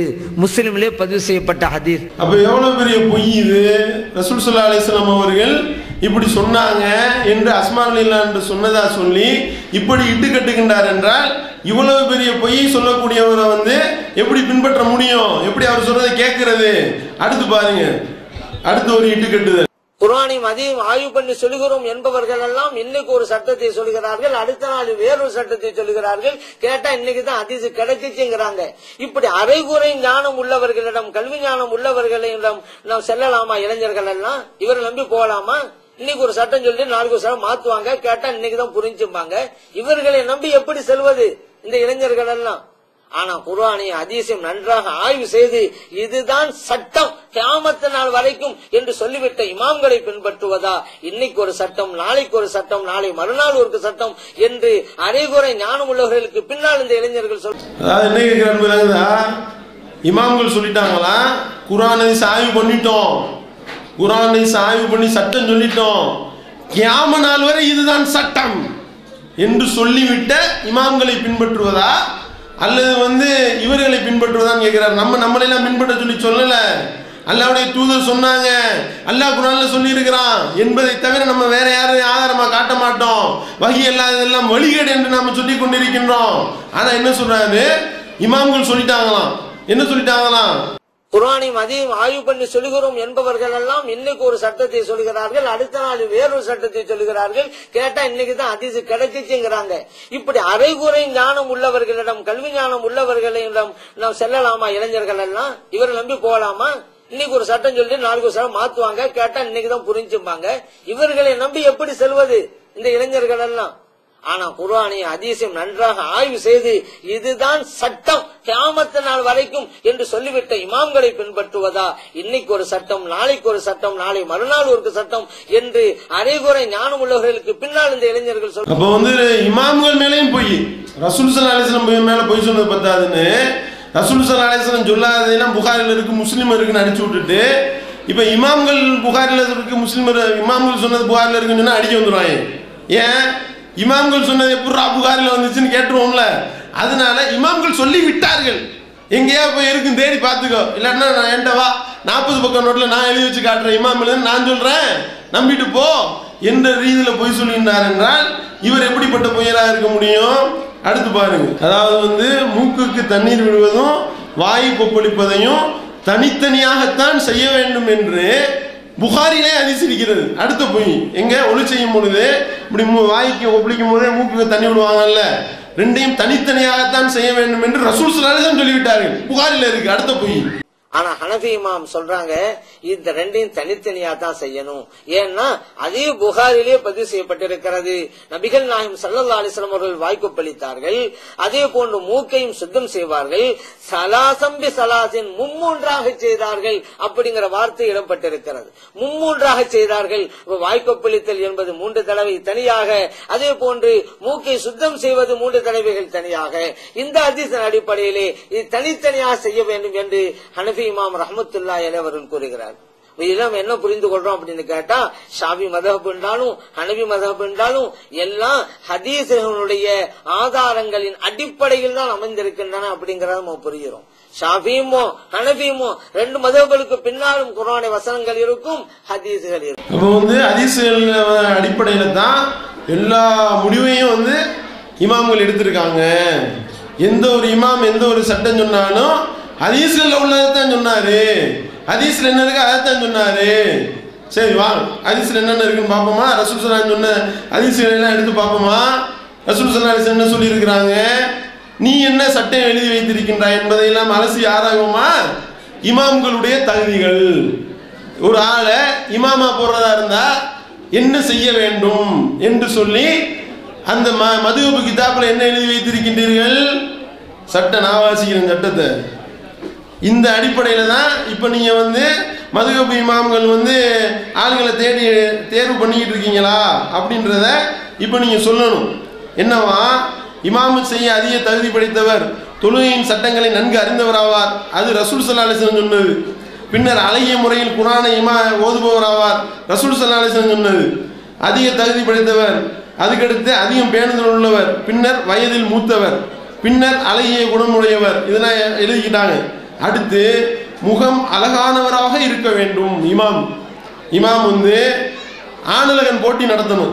நீங்க எதுக்கு இமாமா போடுறதா இருந்தா வாடா உலக ஆணழகன் போட்டி, அல்லது வந்து ஊட்டி ஆணழகன் போட்டி, அல்லது உள்ளூர் ஆணழகன் போட்டி வை. நீ வந்து எந்த இமாமா உன்னைய போடுறனோ, காந்தல் கிளையில போடுறியா, உட்காந்துக்கிட்டு டான்ஸ் ஆடினார்ல இமாமு, அவரையெல்லாம் இப்படித்தான் ஆணழகன் போட்டி நடத்தி தேர்ந்தெடுத்தாங்களா? அழகானவராக இருக்க வேண்டும்.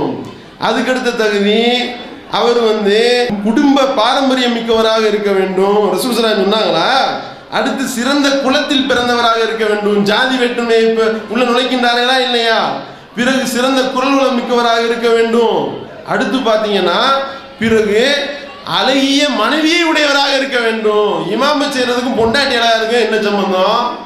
பொண்டாட்டி அழகா இருக்க வேண்டுமா இமாம செய்யற ஆளுக்கு? அப்ப இமாமத்துக்கு ஆள் போடும் பொழுது இப்ப சொன்னார்ல, எந்த ஒரு சட்டத்தை அந்த இமாம்கள் சொல்லி இருந்தாலும் குர்ஆன் மற்றும் ஹதீஸில் இருந்து தான் எடுத்தார்கள். ரசூல் ஸல்லல்லாஹு அலைஹி வஸல்லம் சொன்னாங்களா, உங்கள யார் இமாமத் என்ன நிற்கின்றார்களோ அவங்க பொண்டாட்டி அழகா இருக்காங்கன்னு பாருங்கப்பா. முதல்ல இவருக்கு முதல்ல ஆணழகன் போட்டி வச்சிடணும். அதுல இவர் ஜெயிச்சுட்டாரா? அடுத்து அவர் பொண்டாட்டியை கூட்டி உலக அழகி போட்டி நடத்து, உள்ளூர் அழகி போட்டி நடத்து. உள்ளூர் இமாமா இருந்தா ஊட்டியில இமாமா போட்ட ஊட்டி அழகி போட்டி நடத்து. அப்படி போட்டி நடத்தி அந்த பெண்மணியும் வந்து ஓகே ஆனா தான் கடைசியில் வந்து இவரே இமாமா போடணும். அப்படின்னா இதுதான் வந்து குர்ஆன் ஹதீஸ்ல இருந்து எடுக்கக்கூடிய சட்டமா?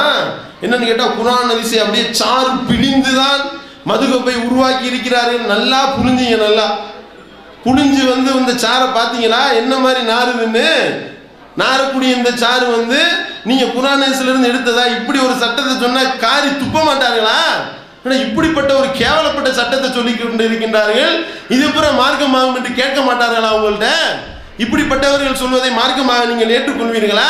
இப்படிப்பட்ட மதுஹப் குப்பைகள் நிறைந்த, இப்படிப்பட்ட சட்டங்கள் நிறைந்த குப்பைகள் நிறைந்த சட்டங்களை வைத்துக் கொண்டு இதுதான் எங்களுக்கு வந்து மார்க்க வழிகாட்டுதல் என்று சொல்லுகின்றீர்களே. இமாம்களை சொல்லுங்க, பாமர மக்கள் நீங்க கூட்டிட்டு வந்து மீட்டிங்கை போட்டுட்டு போயிடுறீங்க. இந்த விஷயத்துக்கெல்லாம் என்ன சொல்ல முடியுமா? அது கேட்டோம்.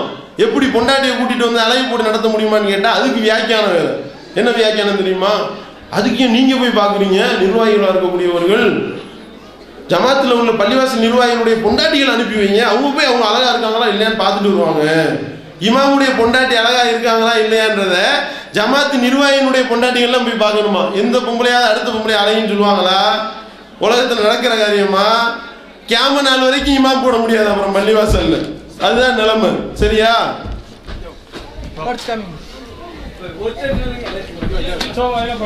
சரி, ஓகே, நீங்க போயிட்டோம். படிச்சிடும் போயிட்டோம். இல்ல போங்க நான் பதில் சொல்லிடுவோம். அதாவது ஒண்ணும் கிடையாது. இதுக்கு விவாதத்துக்கு தயாரான்னு கூப்பிடுறாங்க. விவாதத்துக்கு தயார் என்று சொல்லி ஏற்கனவே 60 தலைப்புல விவாதம் போட்டிருக்கோம். விவாத தலைப்பு கொடுத்துருக்கோம் 60 தலைப்பு. 4 தலைப்புல விவாதம் முடிந்திருக்கிறது. சரியா? என்னென்ன 4 தலைப்பு? முதல் தலைப்பு அல்லாஹ்வுக்கு உருவம் உண்டா, முதல் தலைப்பு. இரண்டாவது தலைப்பு குர்ஆன் ஹதீஸின் அடிப்படையில் ஷிர்க் பிதஅத்வாதிகள் யாரு. மூணாவது தலைப்பு பிஜேபியினுடைய தர்ஜுமால அசிங்கங்கள் இருக்கின்றதா, இல்ல இந்த இப்ப சொல்றோமே மதுகபு என்ற கேவலங்கள் குர்ஆன் தப்சீர்னு எழுதி வைத்திருக்கின்றீர்களே புழுவு மூட்டைகள், அதுல அசிங்கங்கள் இருக்கின்றதா அப்படின்றது. இந்த மாதிரி 4 தலைப்புல விவாதம் பண்ணிட்டோம். 4 தலைப்பும் அந்த ஜமாலி கூட்டத்தினர் கொடுத்ததுதான். சரியா? சுன்னத் வல் ஜமாத்து சேர்ந்தவர்கள் கொடுத்ததுதான். சரியா? இப்ப நம்மள்ட்ட அவங்க என்ன வாக்குறுதி கொடுத்துருக்காங்கன்னா இந்த 60 தலைப்புல அடுத்து நம்ம கொடுக்கக்கூடிய 4 தலைப்பு. சரியா? நம்ம கொடுக்கக்கூடிய 4 தலைப்புல விவாதத்துக்கு தயாரா என்று சொல்லி கேட்டோம். ஓட்டம் எடுத்து ஓடினாங்களா இல்லையா? அல்லாஹ் சொல்லி காட்டுகின்றானே, ஃபமா லஹும் அனி ததிகிரத்தி முஅலின் கஅன்னஹும் ஹுமுருன் முஸ்தன்ஃபிரா ஃபர்ரத் மின் கஸ்வரா. அவர்களுக்கு என்ன நேர்ந்தது? அல்லாஹ்வுடைய இந்த அறிவுரையை புறக்கணித்து ஓடுகின்றார்கள். அவர்கள் சிங்கத்தை கண்டு வெறுண்டோடக்கூடிய கழுதைகளை போல இருக்கிறார்கள். நல்லா சொன்னானே, அந்த மாதிரி ஓட்டம் எடுத்தவர்கள் இப்ப மறுபடியும் நாங்க திரும்ப வாங்க பேசுவோம். அந்த 4 தலைப்புல தயார்னு மட்டும் சொல்லுங்க. ஏன்னா இப்ப 4 தலைப்பு நீ கொடுத்த 4 தலைப்பு முதல்ல ஏத்துக்கிட்டோம் நாங்க. இப்ப நீ சரியான ஆளா இருந்தா, நீ சொல்றதுல உண்மையாளனா இருந்தா, நீ சொல்லக்கூடிய கொள்கை உண்மையான கொள்கையா இருக்குமே, ஆனால் வா எங்களோட விவாதம் பண்ணுவா. விவாதம் பண்ணி மதுகப்புல நாங்க கேட்ட கேள்விகள் இருக்கின்றது. என்ன கேள்வி? கன்னி பரிசோதனை செய்யறதுக்கு மதுகப்பு சட்டம், கேவலப்பட்ட மதுகப்பு சட்டத்தை எழுதி வைத்திருக்கின்றீர்களே. ஒரு பொம்பளை கன்னியா இல்லையான்னு சொல்லி கேவலப்பட்ட மதுகப்பு சட்டம். அந்த சட்டம் என்னன்னு சொல்ல முடியுமா? இப்ப கடிதம் கொடுத்துட்டு போன ஆளுகளை பார்த்து கேட்கிறேன். கடிதம் கொடுத்துட்டு போனீங்களே, கன்னி பரிசோதனை செய்ய வேண்டும், எப்படி ஒரு பெண் கன்னியா இல்லையா என்று சொல்லி ஒரு பரிசோதனை செய்ய வேண்டும் என்று சொல்லி மதுகப்பு கிதாபுல இருக்கு. இப்ப வந்தீங்கன்னா அவங்கள்ட்ட அரபு மூலத்தோட இப்ப எடுத்து தருவேன். என்ன செய்யணும்னா சரியான ஆட்களாக இருந்தால் வாசிச்சு கன்னி பரிசோதனை எப்படி செய்யறதுன்னு சொல்லி காட்டணும். இப்ப அதை சொல்ல முடியுமா உங்களால? வாயை திறந்து கேவலப்பட்ட சட்டங்கள், இப்படிப்பட்ட கேவலப்பட்ட சட்டங்களை பின்பற்றது சரியா, அல்லது உத்தம தூதர் அல்லாஹ்வுடைய தூதர் சொன்னதை பின்பற்றணுமா? இதான் கேட்டுக்கிட்டு இருக்கோம். இதுக்கு தான் வா விவாதத்துக்கு வான்னு சொல்றோம். ஹஜ்ஜு கூடுமா கூடாதா உட்காந்து ஆய்வு பண்றாங்க. மதுகப்பு கிதாபுல உட்காந்து ஆய்வு. ஹஜ்ஜு ஒருத்தன் கழுதையோட புணர்ந்துட்டான்னா, கழுதையோட உடலுறவு கொண்டு விட்டால் அவனுக்கு கூடுமா கூடாதா என்று சொல்லி, ஹஜ்ஜு கூடுமா கூடாதா என்று சொல்லி இப்படி கேட்கின்றார்கள் என்றால் இது மார்க்க சட்டமா? ரசூல் ஸல்லல்லாஹு அலைஹி வஸல்லம் இப்படிப்பட்ட கேவலத்தனங்களை சொன்னார்களா? இப்படிப்பட்ட கேவலத்தனங்களை அல்லாஹ்வுடைய தூதர் அவர்கள் சொல்லி இருப்பார்களா? இதெல்லாம் அங்கே கேட்டோம். ஒருவன் தன்னுடைய இதெல்லாம் பெண்களை வைத்துக் கொண்டு பேசக்கூடாது, மேடை ஏறினதுனால அவர்கள் வந்ததுனால ஒருவன் தன்னுடைய ஆண் உறுப்பை எடுத்து தன்னுடைய பின்துவாரத்தில் விட்டானா அவனுக்கு குளிப்பு கடமையாகுமா இல்லையான்னு எழுதி வச்சிருக்காங்க. வாயால சொல்ல முடியுமா? விட்டு சரியான ஆளா இருந்தா காந்தல்ல இந்த சுன்னத் ஜமாத் இமாமை கூட்டு டெய்லி இந்த மாதிரி எப்படி இதை செய்யறதுன்னு சொல்லிட்டு நீ செஞ்சு காட்டு பார்ப்போம். இது நீ பயான் பண்ணி பார்ப்போம். வாரம் ஒரு ஒன்றும் செய்ய வேணாம். சுன்னத்துல் ஜமாத்து கொள்கையை வளர்க்கணும்னு சொல்றீங்கல்ல, சுன்னத்துல் ஜமாத்து கொள்கையை வளர்க்கறதுக்கு ஜமாலி இடத்துல சகோதரர் பிஜே அவர்கள் 60 கேள்வி கேட்டார். மதுகபுல உள்ள கேவலங்களை குறித்து கேட்டார். நீ என்ன செய்யணும்? சரியான ஆளா இருந்தா நீ விவாதத்துக்கு வா. இந்த மதுகபு குறித்து அடுத்து நாங்க தரக்கூடிய 4 தலைப்புகள்ல, ஏன்னா 4 தலைப்பு நீ சொல்லிட்ட, இப்ப நாங்க 4 தலைப்பு கொடுக்க போறோம். அந்த 4 தலைப்புல இந்த தலைப்பு தான் முதல் தலைப்பு வரப்போகுதுன்னு மேற்படி ஆளுகளுக்கு தெரியும். சரியா? எதுக்கு ஓடுறாங்கன்னு விளங்கிக்கிறங்க. அடுத்து எப்படிறான்னு கேட்பாங்க. இதை அடுத்து ஹஜ்ஜில் கழுதையோட போறதை பத்தி கேட்பாங்க. விபச்சாரம் பண்ணிட்டு ஒரு விபச்சாரியை பிடிச்சிக்கிட்டு பொண்டாட்டின்னு சொல்லிட்டா அவருக்கு தண்டனை இல்லை, ஐடியா பண்ணி சொல்லி கொடுக்குறாங்க. சொல்லி கொடுக்கின்றீர்களா இல்லையா? நீங்க சரியான ஆட்களா இருந்தா என்ன செய்யணும்னா, வாரம் வாரம் ஒவ்வொரு ஜும்மால அற்புதமான மதுஹபு சட்டங்கள்ன்ற தலைப்புல ஒரு 60 50 52 வாரம் ஜும்மா நடத்தி பார்ப்போம். நடத்திட்டா ஆட்டோமேட்டிக்கா எல்லாரும் இங்கிட்டு வந்துருவாங்க. இதுக்கு இந்த 52 வாரத்துல 52 சட்டம் 60 சட்டம் பிஜே சொல்லியிருக்காருங்க. ஒவ்வொரு சட்டத்தையும் விளக்கி இது எந்த அளவுக்கு விஞ்ஞான அடிப்படையில் தொலைநோக்கு பார்வையோட நாங்க ஆய்வு பண்ணியிருக்கோம் தெரியுமா அப்படின்னு சொல்லிட்டு இந்த இமாம்கள் விவாதம் பண்ணட்டும், தப்சீர் பண்ணட்டும். அப்படி தப்சீர் பண்ணால் இந்த காந்தல் ஏகத்துவ கோட்டையாக மாறும் இன்ஷா அல்லாஹ். அப்படிப்பட்ட நிலை ஏற்படும். வேணால் எழுதி வைத்துக் கொள்ளுங்கள், குறித்து வைத்துக் கொள்ளுங்கள். அல்லாஹ் இதாயத்து கொடுப்பான்.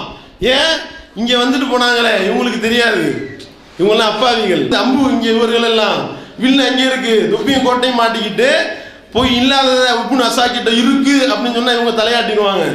ஆமா இருக்கும், புகாரில் இருக்கு, இருக்கலாம், முஸ்லீம்ல இருக்கு, இருக்கும். அல்லாஹ்வுடைய தூதரே சொல்லியிருக்காங்க, வேண்டுமென்றே காற்று விட்டு முடிக்கலாம்னு சொல்லியிருப்பார்கள். இப்படி என்று நம்பக்கூடியவர்கள் இவர்கள் எல்லாம். இவர்களை பற்றி நம்ம சொல்றதுக்கு ஒண்ணும் கிடையாது. நீங்க சரியான ஆளா இருந்தா கையையும் காலையும் கட்டி அவரை தூக்கிட்டு வாங்க, கையையும் காலையும் கட்டி அவரை தூக்கிட்டு வாங்க. வேணா உங்களுக்கு நான் சொல்லிக் கொள்கின்றேன், குறித்து வைத்துக் கொள்ளுங்கள். அப்படி தூக்கிட்டு எங்க முன்னாடி நீங்க போட்டீர்களே, ஆனால் இதே காந்தலே வைத்துக் கொள்வோம். அவரோட தூக்கிட்டு கையையும் காலையும் கட்டி இங்க போட்டீங்கன்னா அவுத்து விட்டவனே எப்படி ஓடுறாரு மட்டும் பாருங்க. அதுதான் நடக்கும். ஏன் அவர்கிட்ட அப்படி கேட்டோம், இது எல்லாத்தையும் கேட்டிருக்கிறோம்.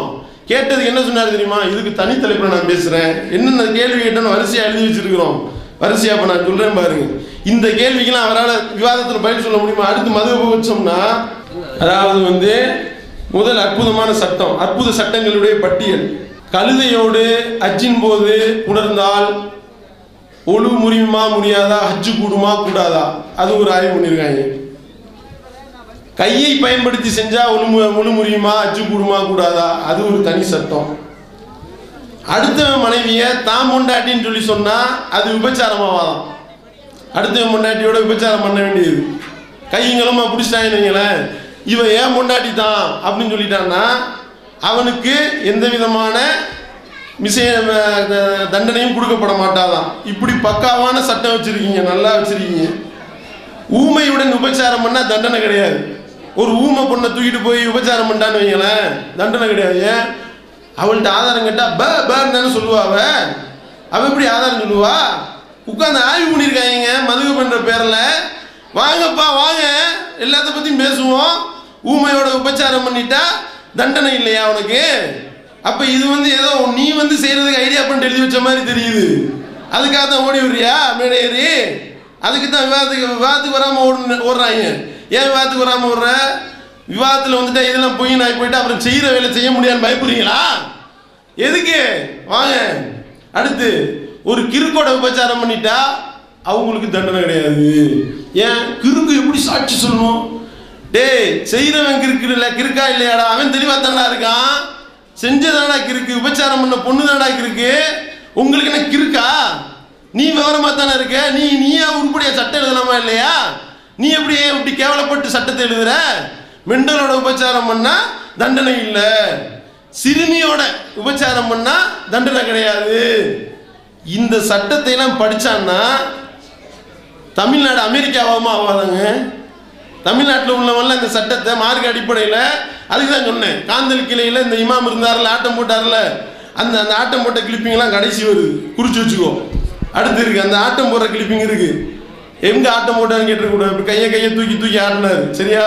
அப்போ இதையெல்லாம் நீங்கள் விளக்கினீர்களே, ஆனால் இந்த மாதிரி சிறுமிய சீரழி இப்படிப்பட்ட கேவலங்களை எல்லாம் ஒருத்தவன் செஞ்சான்னா அதுக்கு ஒருத்தவர் அதை சப்பக்கட்டு கட்டி அதுக்கு விளக்கம் சொல்லுவாரா? விவாதத்துக்கு வருவாங்கன்னு நினைக்கிறீங்களா? சும்மா எழுதி கண்டுபிடிப்பு எழுதி கொடுக்குறாங்க. சரியான ஆளா இருந்தா நீ எழுதி தரணும். சுன்னத் ஜமாத் ஐக்கிய பேரவன்னு ஒரு லெட்டர் பேடு வச்சிருக்கீங்க. இது கள்ள லெட்டர் பேடு. இது கள்ள லெட்டர் பேடு, கள்ள குழந்தை. எப்படி அமெரிக்காவுடைய கள்ள குழந்தை அயோக்கிய இஸ்ரேல் மாதிரி இங்க ஒரு கள்ள குழந்தைய பெத்து போட்டு வச்சிருக்க. எனக்கு தெரியும் எல்லாம். நீங்க ஏமாத்த முடியாது. நீ சரியான ஆளா இருந்தா இப்ப நீ வச்சிருப்பீல சுன்னத் ஜமாத் ஐக்கிய பேரவைன்னு வச்சிருப்பியா இல்லையா? அந்த லெட்டர் பேர்ல எழுதி கொடு பாப்போம். நீ சரியான ஆளா இருந்தா எழுதி கொடு பாப்போம். சுன்னத் ஜமாத் ஐக்கிய பேரவையில இருந்தா 4 தலைப்புல போட்ட இந்த ஷேக் அப்துல்லா ஜமாலியோட சரியான ஆளா இருந்தா நீ எழுதி தரணும். இன்னும் வருது, தொடருது. அதே மாதிரி வந்து விபச்சாரிட்ட அந்த விலை மாதர் இருக்காங்கல்ல, விலை மாதர்கிட்ட வந்து விபச்சாரம் பண்ணிட்டான் ஒருத்தவன். அவனுக்கு ஹத்து இருக்கா இல்லையா, தண்டனை இருக்கா இல்லையா உட்காந்து ஆய்வு பண்றாங்க. அவருக்கு இப்படி தண்டனை கொடுக்க முடியும் விபச்சாரிட்ட பண்ணா? ஏன்? அவர் தான் காசு கொடுத்துட்டாருல, அது மகரு.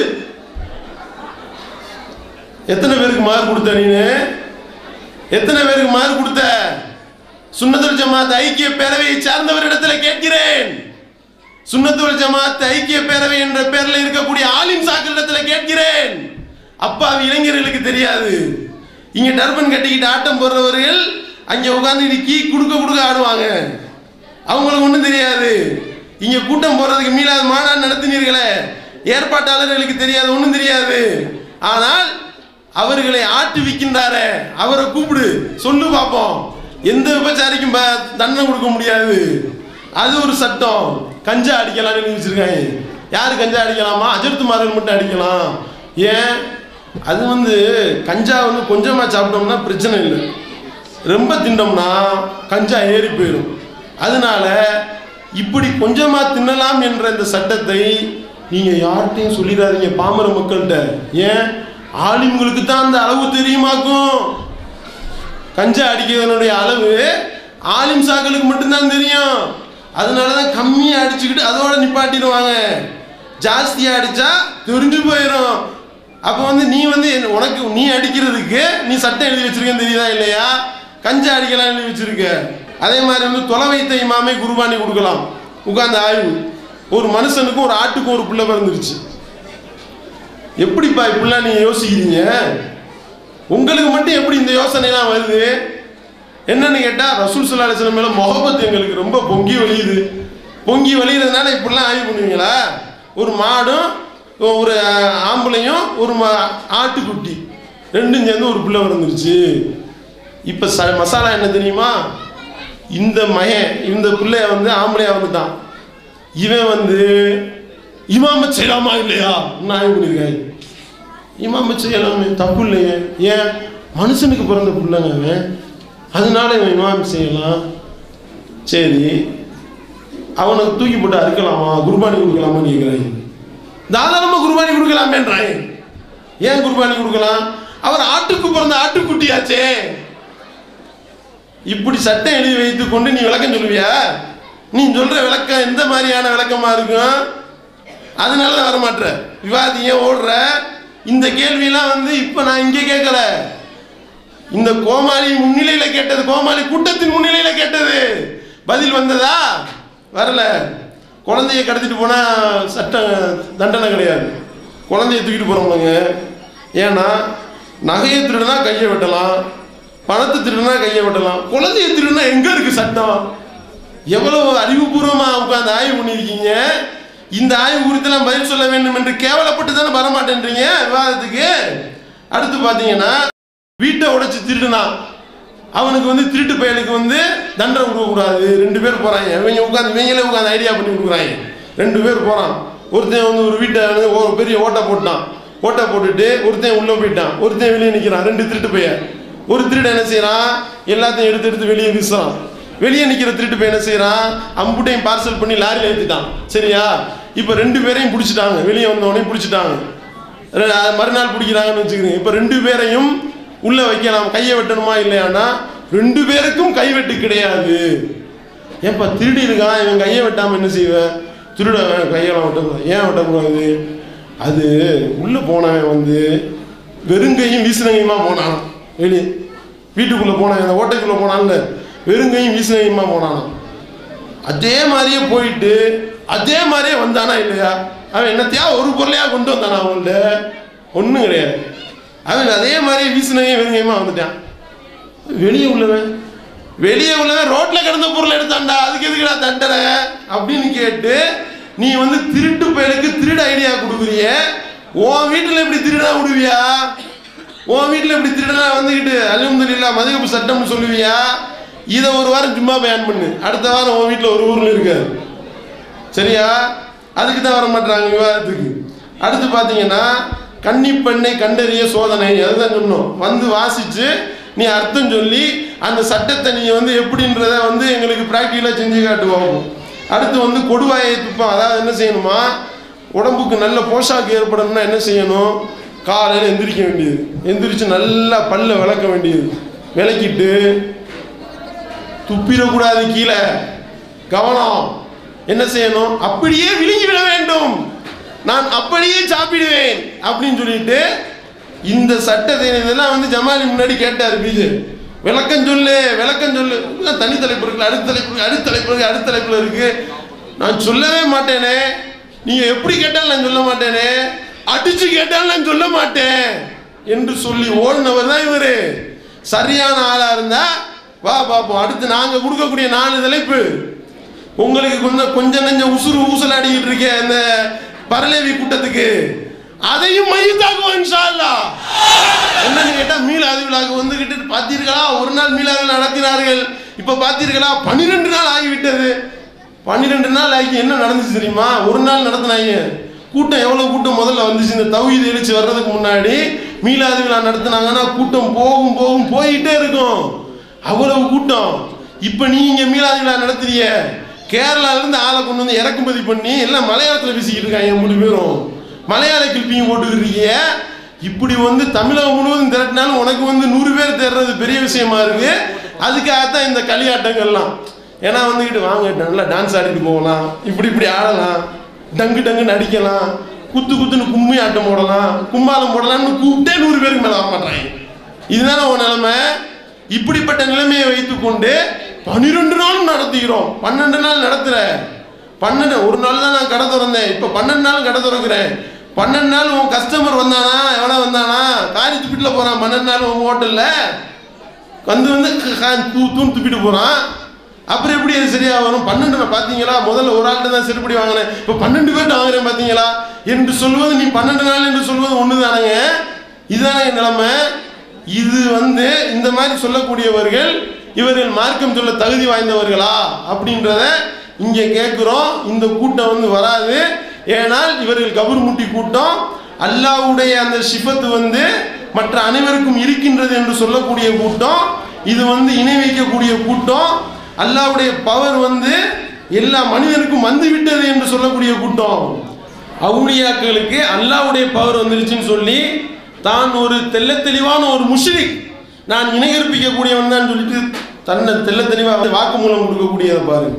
நேசர்களுடைய பார்வை இறைவனின் பார்வை, இறை நேசர்களுடைய காது கேள்வி இறைவனுடைய கேள்வி அப்படிங்கிற அந்தஸ்து வந்துருது.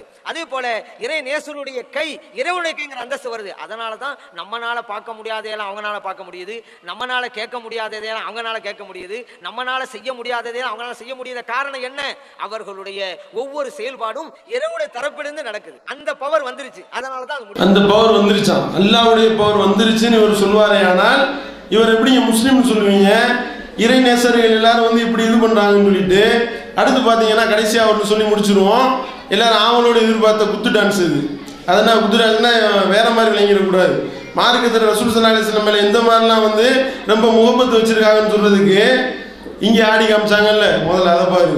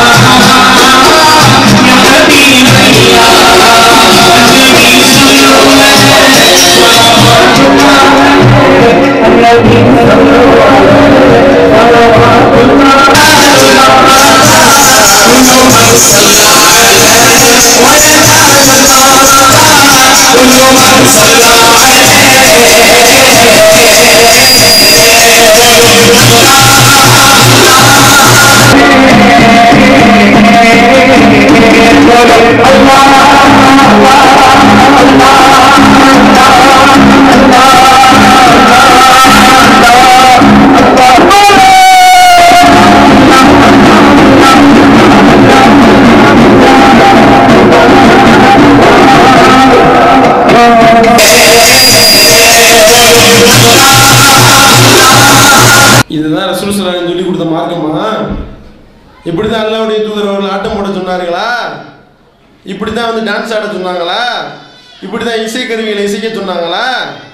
என்னன்னு கேட்டா அல்லாஹ்வுடைய தூதர் மீது நாங்க ரொம்ப பாசம் வச்சிருக்கிறோம்.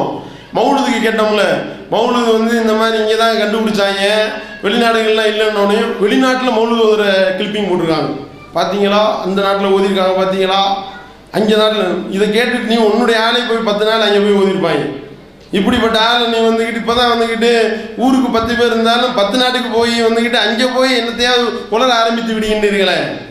இங்கேருந்து போன ஆட்கள் வந்து அதனுடைய தொடர்ச்சி அது. ஆனால் இப்போ ஆட்டம் போட்டிங்கல்ல, இதுவும் ஏன்னு எங்களுக்கு தெரியும். ஏன்னா உலகளாவிய லெவலில் இப்படி தான் டான்ஸ் ஆடுறாங்க.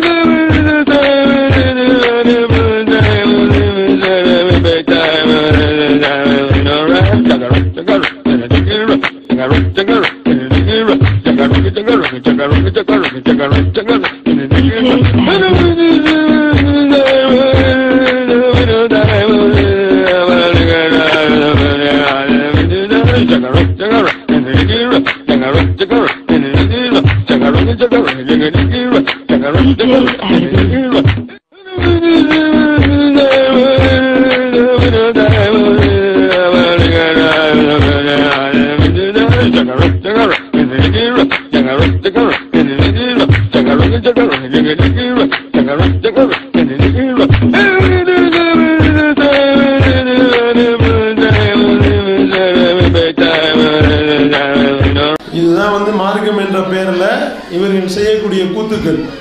ஏங்க இந்த மாதிரி ஆட்டம் போடுறீங்க அப்படின்னு கேட்டால், அங்கே இந்தோனேசியாவில் டான்ஸ் ஆடலையா, அதே மாதிரி சவுத் ஆப்பிரிக்காவுக்கு ஒன்று இருக்குது.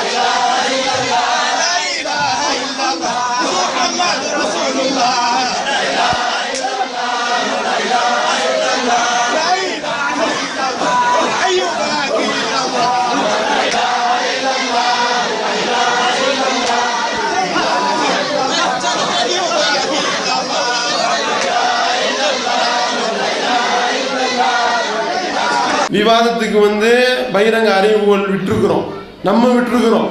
சரியா, 60 தலைப்பில் 4 தலைப்போட நிற்கிது. விவாதத்துக்கு தயார்னு எழுதி கொடுத்துருக்குறாங்க. ஓகே, தொடரலாம். மீதி உள்ள 4 தலைப்புகள் வந்து நம்ம தலைப்புகள், நம்ம சொல்லக்கூடிய தலைப்புகளை ஏற்றுக்கொள்கின்றோம் என்று அந்த சுன்னத் ஜமாத் ஐக்கிய பேரவையிலிருந்து அவர்கள் கடிதம் வாங்கி தருவார்களே. ஆனால் நம்ம வந்து அந்த தலைப்புகளில் விவாதிக்க தயாராக இருக்கின்றோம் என்பதை சொல்லிக்கிறோம்.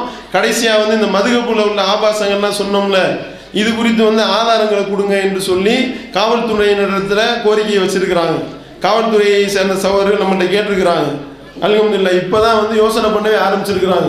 என்னடா இது மதுகப்புல இவ்வளவு கேவலங்களா, இப்படியா கழுதையோட அச்சுக்கு போகிறது வந்து கழுதையோட போகிறதா, இப்படி இல்லாமல் எழுதி வைத்திருக்கின்றார்கள், இப்படி இல்லாமல் ஆபாசங்கள் இருக்கின்றது என்று சொல்லி இப்போதான் அந்த சகோதரர்கள் சிந்திக்க முன் வந்திருக்கின்றார்கள்.